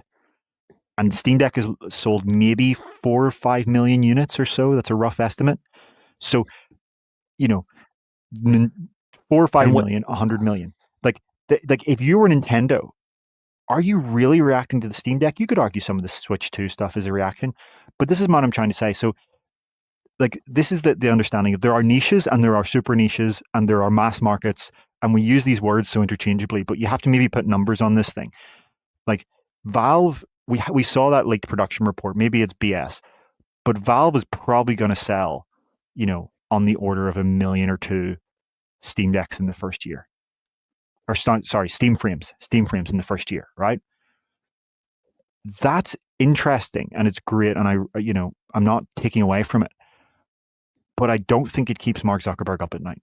What I do think keeps him up at night, absolutely, is the thought of Gemini glasses flooding the market that do everything that the Meta glasses do, except with Google services. And then and then eventually, competitors to AR glasses. everyone wants to obviously. I think you're saying that this is about, do they want to do the full AR glasses? Yeah, but I think it's also about the middle, right, and the lower end. It's about making sure that there are even better displayless glasses that have battery life that lasts all day, that lets you have an AI assistant that's always on, contextual. It's about getting the HUD glasses to binocular, and making the meta neural band be able to replace your Fitbit and your Apple Watch. All of these things, these are the things that keep them up at night, right? I don't think Valve keeps them up at night. I think Apple and Google do with their smart glasses. I get it, but I think the reason it keeps them up at night is a strategic mistake. I think it's abandoning it's thinking that VR is going to be so open it's going to look like PCs, and therefore it's not actually the place where we're going to make our money. I don't know if that's. I mean, I don't know if that's what he's thinking, right? It's not that it's going to be so open, right? You have the two major platforms. You could argue, visionOS and Horizon OS are both. visionOS is incredibly closed. Horizon OS is semi-closed. Android XR is a little bit more open, but it's not a PC level open, right? The only company is like that's going to be Valve. I just think that it's not right now. It's kind of technologically, in terms of product launches, in a little plateau where it's the industry has realized that form factor matters much more than anyone really wanted to accept. There is actually just genuinely very little appeal for 500 gram face bricks past what it's already gotten to. And look, let's acknowledge where it's gotten to. There's tens of millions of VR owners today, right? Like there are probably somewhere around 10 million active VR users. That's not nothing. It's important. It matters. It's that's big relatively. Again, it's all about relatively. But the ability to scale, they can probably scale smart glasses to that in a matter of years, right? In fact, we know EssilorLuxottica, Meta's partner that owns Ray-Ban and Oakley, that's doing the manufacturing of the simple glasses, at least. They have said that their goal for 2026 is to get to 10 million annual production. I see some not suspicious here pushing back and saying, I think Steam Frame's going to sell maybe 500,000 to 1 million units in a year. Well, look, we have EssilorLuxottica, Meta's smart glasses hardware partner, saying we're going to sell 10 million glasses a year by the end of next year. And I think like Quest 2, maybe sold 20 million units over the course of 3 years. So look at the kind of situation here. It's clear that this is the growth area, and the technology unlocks that are needed. Let me put it this way. This is a growth area that can arrive with very little technology unlocks. They just need to scale up the feature set, make the software better for the simple displayless glasses. The more you go up to the HUD glasses and AR glasses, massive capital expenditure. But I think, for example, I see someone asking us the question, what is Meta going to launch in 2026? And I don't think it's going to be a headset of any sort, right? We have established that. But I think they're going to launch a bunch of different smart glasses, right? I think they're going to launch Prada Meta glasses. And, I don't know, whatever other EssilorLuxottica products are out there, right? They're going to launch different styles. They're going to, try to different experiments and things like that. That's where I think they're going to go in the short term. Yeah, I'm really having trouble writing all this in my head, David, of Valve entering the market, of Apple entering the market. And to part of your point, Valve's decision making in the hardware was to not make it a Facebook. Like they took a note out of Big Screen Beyond's playbook and said, every gram matters. Let's make that matter, and they're going to ship what they can next year. And by all indications, the year after that, Meta's doing the same thing. They're getting the message about every gram matters. Yep. And so, you're looking at this going, oh, there's only a couple million for a Valve headset. That's a fraction of the weight of the face bricks that Meta and Apple are both shipping. I can't compute it.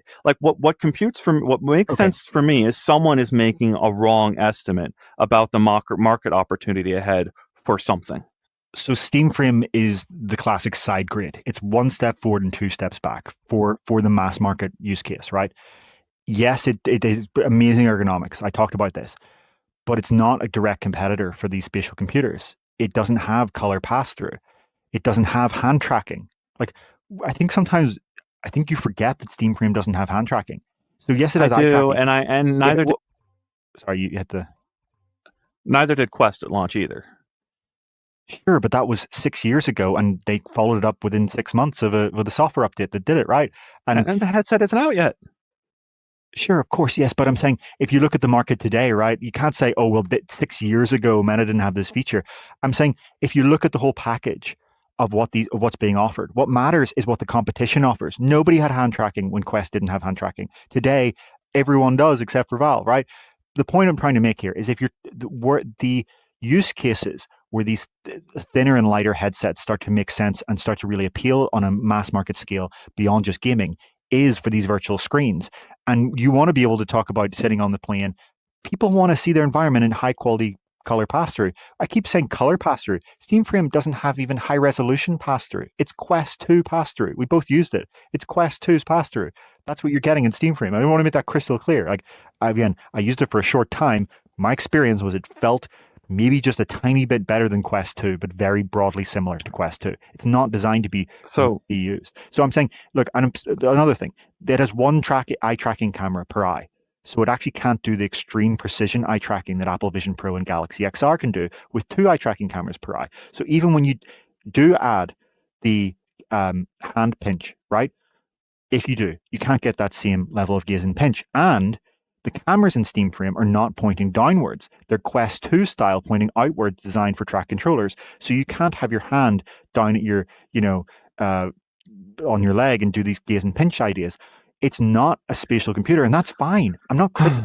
It's a PC VR gaming headset with some interesting standalone capabilities. But that's what people are saying, people are saying, I see someone saying, David is low key down on Frame. I think Steam Frame is an incredible VR gaming headset. If you're a PC gamer, I loved it. I really, really enjoyed it. If I am playing PC VR games in 2026, I will probably be using a Steam Frame rather than any of the other headsets around me. Okay, that's how much Steam Frame is a PC VR gaming headset. But as soon as I want to watch a movie or do some work, get some work done on a virtual screen, I'm not going to go anywhere near Steam Frame. It's not when I want to come into the studio until it has hand tracking, I'm not interested in holding controllers. And even then, we'll see what other features are there. Maybe I want a headset with face tracking, for example, ideally in the long term. That's my point I'm trying to make. Steam Frame is an amazing PC VR gaming headset, but it's not a general spatial computing headset that is competing with Apple Vision Pro. That's all I'm saying. So I think you were out getting that image when I was giving this example, but I got to come back to it. You're standing in Hyrule. You're Link from Breath of the Wild. You're standing there and you're holding a Steam Deck in your hands, and you're looking down at the Steam Deck, and there's a mirror for the world on the Steam Deck in front of you. You're looking down at Link there. It's actually you in VR, but you're looking down at a mirror of Link, and you start pressing the button on the analog stick to move around, and you see the Link character walk out in front of you. I've just described Locomotion that would work with a Steam Deck in hand without any hand tracking. Now, the moment I'm Link in this thing and I want to access one of my tools or my menu or anything, it is all here on this touch screen that's right in front of me. If I want to put food together, right? If I want to, put something together, I'm using the controls on the Steam Deck to navigate this menu to make a meal I don't need my hand tracking to play that game. I don't need hand tracking to play games. Sure, but we're not, like, you're talking about this really idiosyncratic idea of holding a Steam Deck, like what in a game? That's got nothing to do with this usage of a spatial computer. It's a cool thing for PC VR enthusiasts. If you describe this to someone who's, we're talking about these future use cases of the headsets, like, having your virtual productivity screens open and watching a movie in 3D movies in Disney Plus. No one's going to stand there with their Steam Deck and control Disney Plus like that. You want to lie down, right? Bring your popcorn, do some gaze and pinch. Just look at the movie you want and pinch your fingers. What a lovely example! What a lovely example! I love that scenario where I'm actually using the companion device to watch Disney Plus. Like, the companion device is down there, and now I'm watching Disney Plus in Breath of the Wild. That would be neat too. I'd like to turn off Disney Plus and get my game back so I can control it. All I'm saying, why does that need to be a yes, physical object? Why wouldn't it be just a virtual tablet? Why would this? because I need haptics because of the reason we use touch controllers. The same reason. But yet you use them. No, you use touch controllers to have one thing in each hand. If you're just holding this giant tablet, it's like with haptics with what? It's just a physical tablet. You can't go and you're going to pick out another object. The magic of VR is that you pick up the physical object with your hand as you would. You pick up an apple by doing this. You don't point at it with the Steam Deck. That's not what I do in Half-Life Alyx. You can remotely grab it, by pointing with your hand. You're not, you point with one hand. I'm not directly grabbing it. Magnesis is the power that Link uses throughout this world. And do you know where Magnesis comes out of? It comes out of the Sheikah slate. It comes out of the handheld in front of him. It doesn't have to come out of your hand. It's not a VR game. The point is, when you have two hands, it's great to have two arms. It means I can grab something with one arm while I'm shooting. I can grab the ammo with one hand, be shooting here, swap it in. There's a reason that nobody wants to go. And then you attack Locomotion and you get people sick. Like you get people sick with the Locomotion as soon as you start attacking too many things onto those controllers. You don't need to have Locomotion. You can have teleportation, or you can have a game that doesn't move at all. That doesn't, like, whether or not you have a giant tablet in your hand doesn't change your Locomotion system. You could use the thumbstick of that to move around. I'm saying, I think the magic of VR is that you have two hands. And I can't imagine why anyone would want to take that away other than for very niche use cases to have your hands stuck in to one position. You're calling gaming a niche. And yes, you are correct on that, right? Like both of these things are true. I'm trying to be both right. Like as a human, I have hands. I should have them when I'm in virtual reality. Yes, that makes sense logically. But also I'm going to argue that Valve's, the Valve splitting the two things. Let me switch subjects here completely. I got a Big Screen Beyond 2 delivered to me recently. I bought it myself. No discount any kind. That's just out of my paycheck to buy a Big Screen Beyond 2 and evaluate it for UploadVR or for myself. Honestly, I don't even know if I'm going to write about it. So I go and set up the 4 base stations, and I go and lay down on my bed inside VR in a Big Screen Beyond 2, and I've got my 2 index controllers laying in front of me. And I'm going, what can I do? What can I play right now inside of this Big Screen Beyond with my 2 index controllers? The first thing I tried to do was Fantastic Contraption, that game that I talked about on a previous show. I launched Fantastic Contraption, and I'm like, yeah, let's go prove what a great game this is. And I realized the moment I'm inside Fantastic Contraption, that developer has made 0 accommodations whatsoever for seated-only play. I cannot play Fantastic Contraption while seated. So there's game 1 off of my list of games I want to play. Now let's go through the flat games, FTL and Dome Keeper, the games that I'm talking about. The controllers, the index controllers, don't map out of the box straight to those games. So now I'm going into Steam and I'm having to find special controller mechanisms in order to interact with those flat screen games. So now I'm locked out of the room scale game that was great in 2016. I'm locked out of the flat screen games that should be great in this scenario of enjoying on a flat screen. And what am I thinking about doing, David? I'm thinking about throwing the 2 index controllers on the ground and grabbing my Steam Deck or a gamepad controller in order to enjoy a certain number of flat screen games floating in front of me on a big OLED screen. And I'm also separated from those VR games in that instance. Now I can't go play the VR games. Valve solves this entire issue in a couple months, right? Whenever they decide to ship Steam Frame, and I connect those controllers to my PC instead of my Steam Frame. It solves one problem. I think you also solve this problem with your Quest headset by buying a $15 gamepad on Amazon and having to just pick up the gamepad beside you, right? You don't need a Steam Deck for that. You don't need the Steam Frame controllers. Valve makes it very, very convenient with Steam Frame. It's one of the most interesting parts of the product that you don't have to pick up a gamepad. I still think in many cases you probably will want to, but we'll see. But it doesn't let you play room scale games. Like this is one of the things where, if you want to play a room scale game, you need a room scale. This is something on the Horizon store and Steam where it's listed whether it's a seated game or a standing game. I think both libraries should let you filter that better. It would be great to be able to filter it better. but I don't see how Steam Frame solves I can't play a game built for room scale VR while I'm seated. That's just No. fundamentally the Oh form yeah, no, factor. you nailed that one. No, you ripped that one apart. I wasn't suggesting that solved it. You're right on that. That's the aging of the Steam ecosystem and the problem that Valve has made for itself in having these legacy games that are either not going to run great or need a massive update in Well, order to run great with the new system. I No, think you should play it room scale. If it's a fantastic contraption, you should, not okay. maybe at that moment, but tomorrow when you maybe, in the morning, go to with Steam Frame, it'll be wireless. You can play it in any room of your house. So you can actually, go and play that in your living room and find the biggest space and play it. So reaching over my back for things I got to figure out how that works. I know in Fantastic Contraption, I think they've got body sockets for pulling parts out from your thing. That has to work well on the new type of controller system that's not inside out. There's another example I needed to give in the Big Screen Beyond. I'm there in my Windows machine. I've got my Windows up.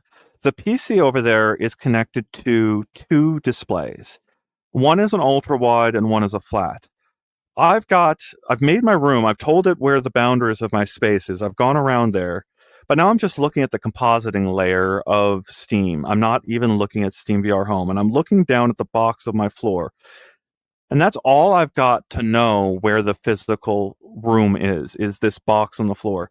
And what I did is I took the ultra wide screen, the virtual version of the ultra wide screen, I put it over here where I know I cannot walk. And I took the other screen and I put it here where I know I cannot walk. And now I actually had a virtual walls that are provided by my physical screens represented virtually. And now I know where my room scale is. I actually know where to walk around no matter what, as long as I'm in the compositing layer, which is wild. Like, where I'm going with that is like, I gave myself boundaries. I let myself know where the boundaries of my room were, and I would have been okay without pass through for some of that. Then the thing I did was I hooked up a webcam to the PC over there, and I pointed a webcam at the door of the room, and I brought that window up in my compositing layer. And now I'm in Big Screen Beyond with an eye on the door if anyone decides to come into my space. And I've got virtual windows as guardrails for my physical space, so I know where I am. I just had to bring this up that I don't necessarily need pass-through. Yes, it's a nice to have, but that whole setup there did reasonably replace it for me. Sure, I think the word need is doing a lot of heavy work there. Having to have a webcam feed of the corner of the room, it feels like you're trying to look. It's much better to just have pass-through that automatically segments in a human being that walks in. That's the ideal here. It's going to be what people expect. Every product is going to do this. Meta's next headset's going to do it. The XR2 Gen 3. It feels like I'm just trying to make a point, is what you tried to say. And yes, I am. I am trying to prove that you don't need it, even though it's convenient. Sure. I don't think anyone's ever arguing that you physically need it, but it is a convenience. And if it's on every other product than one, it matters. It's still going to matter, right? Like, it's one of those things where it's like, you don't need power windows in your car. You can just, wind them up and down. But, if the car, you're looking at two cars and one of them you wind up the window and the other you press it, it's technically accurate to say you don't need the button to put the window up, but convenience matters. It's a big part of why people buy products, right? It's a massive, massive convenience factor. It's one of the biggest reasons that technology advances. People want convenience. Just to come back to this I do have a hard cutoff soon. Just to come back to this Horizon OS topic, there's something I'm seeing a lot of our commenters bring up that I think is very important here and actually kind of raises the value of Steam Frame in a way, which is before, when we were talking about, Quest 4 being delayed out to originally when it was the 2026 candidates were canceled, right? We have to remember we're in a timeline where only a year ago we would have been telling you, we expect a Quest 4 in 2026. And this year we've drifted from, well, now the 2026 headsets are kind of cancelled and they're focusing on shipping the ultralight headset in 2026. Now the ultralight headset is early 2027 and they've spun up a new Quest 4 project. But realistically, late 2027 would be an optimist's position. 2028 would be your pessimist's position, probably. So we're still talking about being 2 years away from a Quest 4 in the best case scenario. But what we were always telling people was, well, if you're a Quest 3 gamer who wants a gaming focused all-in-one headset, and you don't want to wait that long, Asus is going to come along with their Horizon OS ROG headset, and they're going to be your stopgap. I see so many people in the comments bringing this up, and we need to cover it. It's important. And now that's gone. So I actually think this news that the Horizon OS third-party program is paused. We can be honest, it's cancelled. That's devastating. If you're someone who is an enthusiast, who's a Quest 3 owner, who's been a Quest 3 owner since launch, say, right, which is now 2 years. Quest 3 is now 2 years old.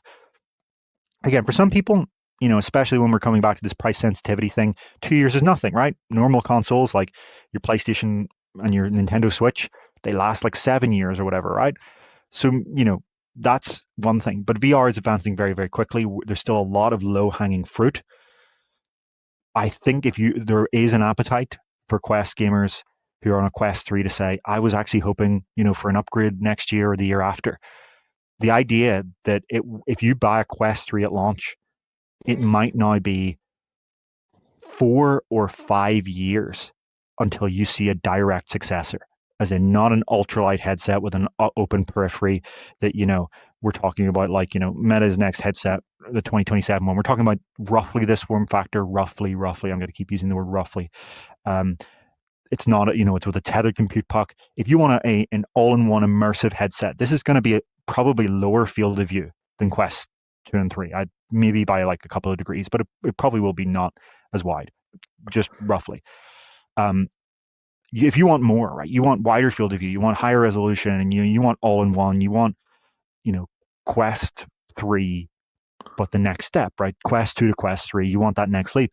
It could be, if you're a Quest 3 day one buyer, 4 or 5 years that you see that. And so I think this news is actually devastating for those people who, as we talked about earlier in the show, you have spent your money on the Horizon OS store, the Horizon store, you have got all this money in this ecosystem, and you don't have an upgrade option for quite a long time now. There is no stopgap. There's no Quest 3 Plus. There's no eye tracking.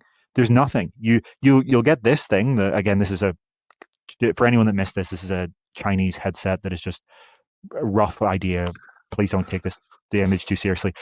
This is what you'll get with a tethered compute puck. But is that really what that's not what you're looking for if you're a kind of Quest gamer. So I just want to really point this out, that actually, if you are someone who has maybe a little bit of investment in Horizon Store and a little bit in Steam, and right now you're thinking, where will I go? You could argue that, I guess with the Steam ecosystem, Steam Premium is going to be a side grade to Quest 3. It'll be better in some ways and worse in others. Better in some key ways and very, very important ways, I think, actually. But it's not going to be, the biggest upgrade of all time. It's kind of a Quest 3 Plus in some ways and with a few missing features.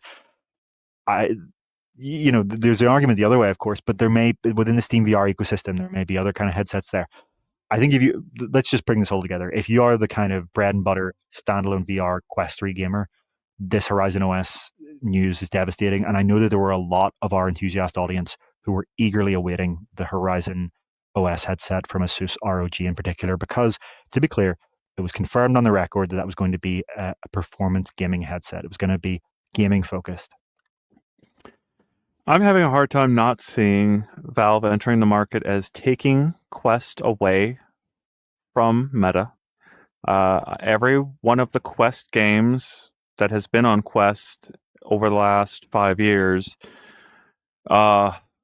given this gap that's coming, the only place that they can the only new surface they can reasonably sell in high numbers would be frames. So it's like Valve is inviting the entire content library that was on Quest straight onto the Steam frame next year. And then it's hard for me not to see Google taking away the third-party market from what Meta had been trying to do, right? So now there's potentially I think it's not out of I don't think it's crazy to imagine a Sony headset or a Nintendo headset running Android XR. You think that's crazy? Am I right on that? There are two different questions. Nintendo, yes, you're crazy. There's no way that Nintendo has never, correct me if I'm wrong, Nintendo has never shipped a product that's running someone else's OS and store. They build hardware and software and games. They're the full stack. They're building. You buy a Nintendo console, it runs the Nintendo, operating system. You get Nintendo content from either in back in the day physical stores. These days, the Nintendo online store, the eShop, whatever it's called. Not going to happen. Sony, yes, but not the PlayStation division. The PlayStation division, again, it's a platform play. Sony, the electronics company that makes Android TVs today, sure, absolutely, they already make Android TVs. Sony Electronics, but it wouldn't be what you're imagining. It would be a Samsung Galaxy XR, but from Sony, and it would have the same market impact. It would just be the same. It would be Samsung's. It would be Sony saying, "We can make one of those. We'll run the same thing." It would probably be as boring as you can possibly imagine, and literally just a Samsung Galaxy XR for people who want the word Sony on their headset. That's what I think that would be. So, coming into what to expect next year, I see people asking this. Steam Frame is going to be the big headset next year for our audience here.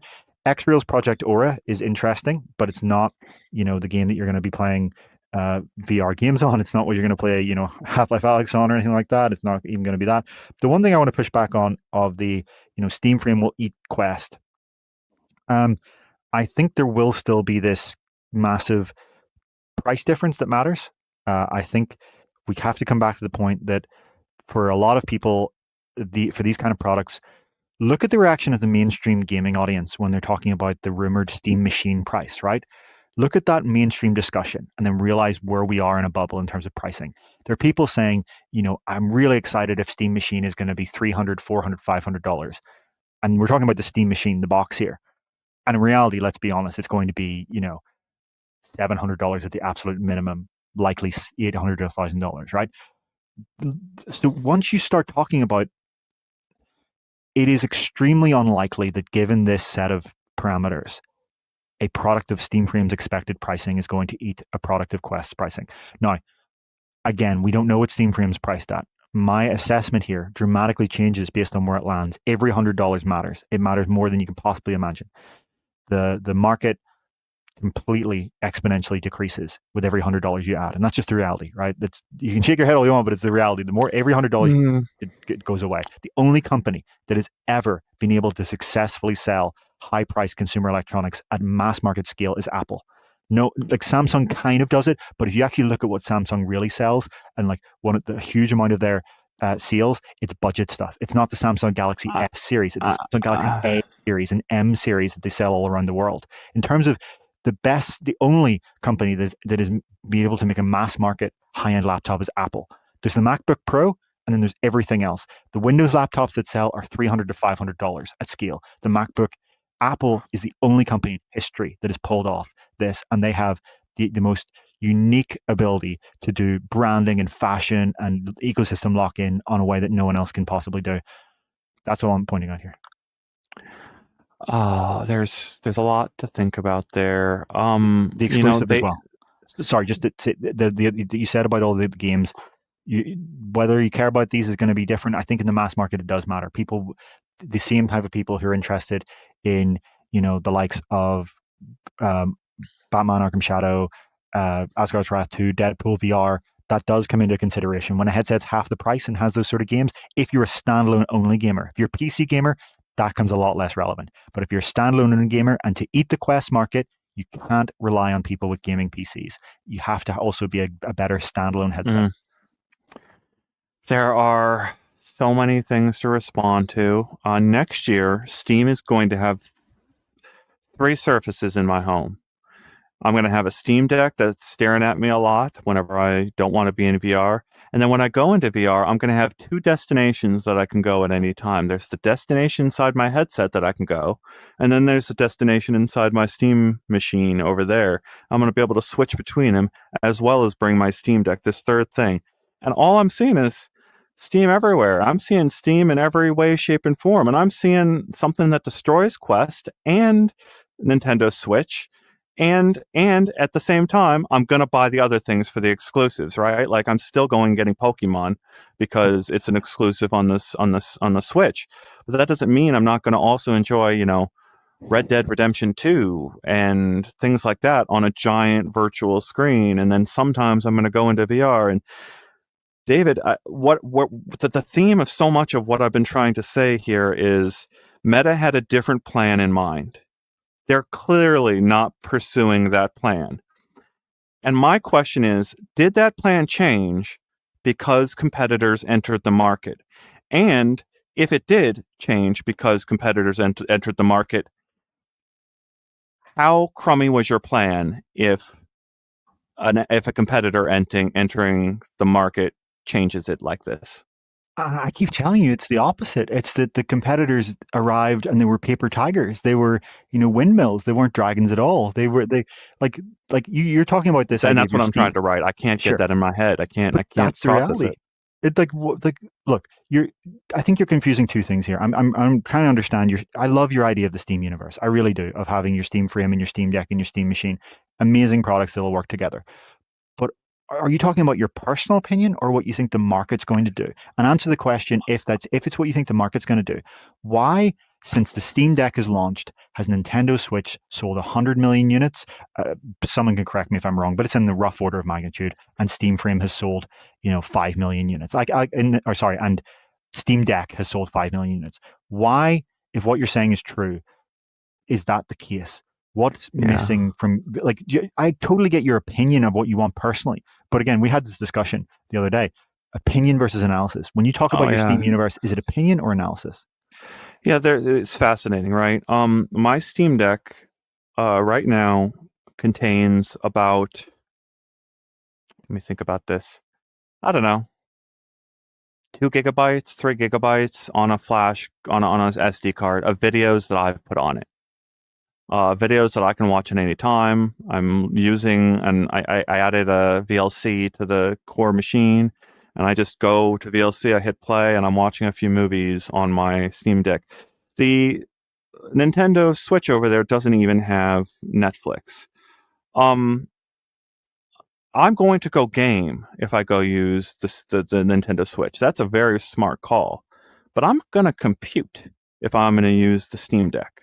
I'm going to do something more than just game from time to time. And I'm going to do the same thing on my Steam frame. I'm going to do more than just go to VR. I'm going to hack around a little bit with this machine. They're not, like, consoles are easy to use personal computers. Clearly they sell more, right? That makes sense.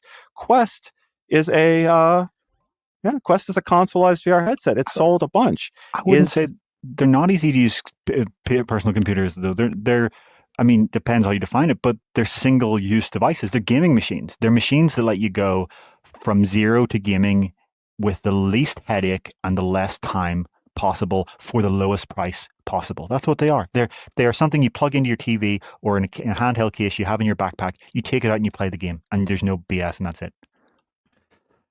Fascinating to think about that. I'm sitting on the subreddits for analog 3D and the M64 on its way from Mod Retro, and the analog 3D boots to a menu system where you get to look at your cartridge in a menu before you hit the play button. Whereas the M64 has said that they will boot to gameplay in 4 seconds. So I'm going to put that cartridge in, I'm going to hit the flip button, and I'm going to go 1, 2, 3, 4, main menu. Right? That's the way gaming used to be in the 1990s. But every single platform says you got to see a store before you can enjoy your games. Well, no, I boot up my PlayStation 5 and it shows me the most recent game and I hit play. Maybe maybe do I have to hit the menu has a store on it. It has a store, but I think this got a lot worse with the PS4 generation. The move to solid state drives really sped things up a lot for the PS5 generation. It's very fast loading times now. Just want to get the correct figure out there. I was giving a ballpark. I looked it up in the background. The answer to how many units of Nintendo Switch and Switch 2 has Nintendo sold since Steam Deck launched is 60 million, 60. So that's just correct. It was not 100 million, but it is 60 million. It's still compared to like 3 to 5 million of Steam Deck. And look, I love what you're saying. I'm not taking away from it. I'm not saying these things suck. I'm not saying they're bad. Some of these things that you're saying sound incredibly amazing. I'm just it doesn't take away from them that what I'm saying is that they're not what the market wants at a mass market scale. It doesn't take away from them. And these things should exist. It's great that enthusiasts have these options that allow you to do all of these things. I'm just pointing out, if we are talking about the question of, is Valve going to eat Meta? It's like asking, was the Steam, not at the same scale, but it's in directionally, it's like asking, the Steam Deck has just launched, Nintendo Switch is dead. No, like people are going to still, This buy is the zero sum game that Bosworth is saying should not be the narrative, right? There is no one is going to win and one is going to lose outright. That's a great point. So like I'm hearing you on that. I just right, when I buy my courses in Walkabout Mini Golf, I'm going to buy them in one store or the other. I'm going to pick. And I'm going to pick which store I'm going to buy in based on which of these two companies looks to be most invested in a long-term play here.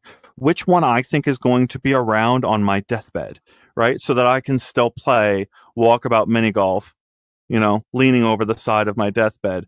My point, that's the darkest thing I've ever said on this show, but it does figure into my thinking of which place I'm going to buy stuff from.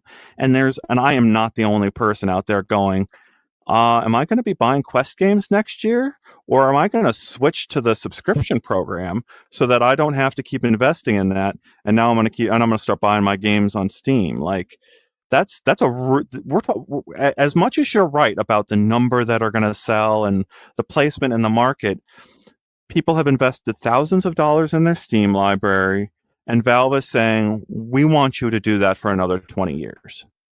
I think that is a very good point, that you would have much more confidence that the game you buy on Steam is still going to matter to you from in terms of the hardware that you access it from in 2030 than you would that Meta will still be, making headsets that support VR gaming with track controllers in 2030, for example. It's a very valid point. The one pushback I would give is that this is one of those things that is kind of great in theory, but in practice, again, most people are playing not the games that they were playing 10 years ago. They're playing, if you look at on Steam, other than these live service games, which are their own thing and they get ported to new platforms, if we're talking about the games that aren't these live service constant games, like as in single player games, if you look at the actual playing, people want to play the latest thing. They want to, that's the one thing about gaming, which is interesting. It's amazing, especially because gaming advances so quickly. There is obviously an amazing kind of niche of analog consoles, but if you actually ask the average consumer, as much as I hate this, it's a little bit of a kind of a low taste opinion, but it is kind of what they will say. Why would I want to play, something from 10 years ago when I've got the latest and greatest thing to play? That is unfortunately what people think. It's why backwards compatibility is important for consoles, but it's not the be all and end all. Think of this, right? The current Xbox consoles have amazing backwards compatibility. I'm pretty sure I have a friend who has one. He can play his original Xbox games on his current Xbox Series X, whatever the hell they call the new one, right? It has amazing backwards compatibility. And I think some other cool features as well related to backwards compatibility. The PlayStation 5 plays PS4 games, but it doesn't play PS3 games other than like cloud streamed, never mind PS2 games. And again, the Xbox equivalent is that it can play all the way back to, the PS2 era of original Xbox stuff. So, but 1 second, here's the thing, right? PS5 has absolutely trounced the Xbox. It has dramatically outsold it. So what mattered more to people there? The ability to play their entire library back from 20 years ago, or the ability to play the best, newest games from today? That's something I just want to keep into this discussion. So there's a lot of really interesting things that introduces. I'm going to throw out Stardew Valley, H3 VR, hot dogs, horseshoes, and hand grenades. And then I'll just use those two. There's others examples I can think about. H3VR has a very busy modding community of people who have built a whole modding system on top of H3VR. Stardew Valley has the very same thing, an entire universe of mods that are built around Stardew Valley. Yeah. I was going to say, it's interesting that the developer of H3VR is actually, I've seen them post some very skeptical stuff about Steam Frame. On the one, they hate that the buttons are now all on one controller instead of on two. They were begging Valve, I think, to reverse that decision. The other thing that this developer of, again, we're talking about hot dogs, horseshoes, and hand grenades. That's the abbreviation. The other thing they said is they are absolutely, I can't remember the word, but it was basically terrified is not the right word, dreading the wave of consumers who buy a Steam frame without a PC and try to run their game at 5 frames per second and refund and rate 1 star. So I just want to point that out. You're talking about these games, and there's actually some of the big issues with Steam frame as a product and a market scale that developer is bringing up. So what's fascinating to think about here, what I wanted to bring up was the mod community and the community that happens around game development. And modders have to be very careful. They have to communicate sometimes with the developer to make sure that their mods don't break. They have to make sure that their mods don't violate the terms of service of the developer, that it has to play fair with their content. But what's fascinating here is when a developer releases a new version of their game, let's say it's 1.6 to 1.7 of Stardew Valley, all the modders, all the community, they're all motivated to upgrade from 1.6 to 1.7. They all want to support the latest version of the game. They love the game that much. So the modders that built the 1.6 version of this mod, the developer comes out and builds 1.7, whole bunch of gamers rush into the game to play the vanilla version of Stardew Valley on the day it's released. They discover all the secrets that have been left in there by the developers. But then a whole bunch of people come in on that second day and go, I'm not ready to play the game as it's been updated. I need to get my mod up and running so that I can do whatever crazy thing I want to do in the game. And so they're hacking away for 3 days. And then 3 days after release, the mod that they worked on is compatible with 1.7. And the community grows not just from the people who are playing the vanilla version of the game, but the people who are playing the vanilla plus the mod version in this giant thing. And you've got everyone building on this forward. I think Valve has been very smart about building that inside their ecosystem, about fostering that type of thing happening. And I think Meta has been very stupid about trying to get the same thing happening inside of their ecosystem. And as we move on to next year and all these things, I'm looking to get the mainstream people served by the latest release on day and date, but also the modding people served as well with all of their modding that they want to do. And you can't do that on certain systems. You can't do that when the system is locked down. Yep. One of the biggest advantages of Steam Frame's operating system for sure. Look, I actually want to put it on the record for my 2026 prediction. I think Steam Frame's actually going to outsell expectations, everything I've just said aside, because I think it's an amazing way to play PC VR games wirelessly. I don't think it's good for much beyond that, but I think it's the amazing way to play PC VR games. And I think the low friction there and high quality experience guaranteed by the wireless adapter approach is going to prove to be get really good word of mouth, and I think it's going to be the ergonomics there are great. So yeah, it's funny that I've been saying all this, but I actually do think it's going to. I see people in the comments saying they think it's going to undersell. I think it's going to oversell. We'll see. Yep. All right. I think that's a good one for today, George. Ending this saying, Ian, you're a video journalist. Your preferences do not map to normal people. I appreciate that, and it's what David is saying to me over here at the very same thing. I'm just going to throw out there that I think people like their computers open. They like their computers without surveillance in them, and that does affect their buying decisions over time. The primary computing platforms on the planet are iOS, completely locked down, and bigger than that, Android, which is run by the world's largest targeted advertising company, Google.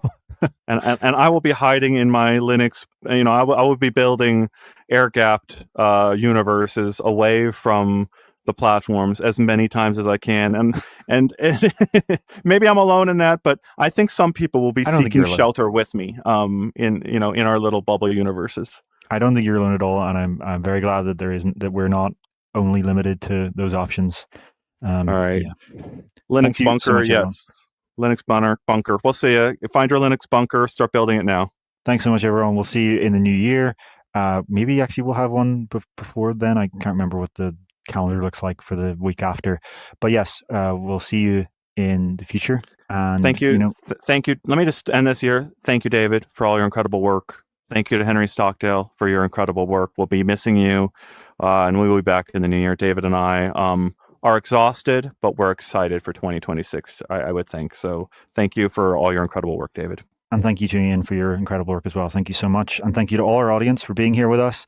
Please consider becoming an UploadVR member or patron if you want us to be able to, cover more things. We're going to obviously, we're going to be working on how do we cover this fast-moving industry. We have some interesting ideas that we will be presenting to you in the new year, and we'll see what you think. And we hope to have some solutions to the problem of the being a tiny team covering a fast industry.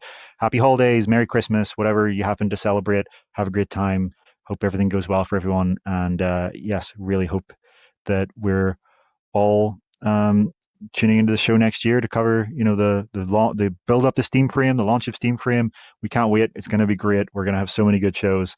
I think people are going to be surprised by Steam Frame in some ways and correct in others. We'll have to find out. We'll Thanks see so you. much, everyone.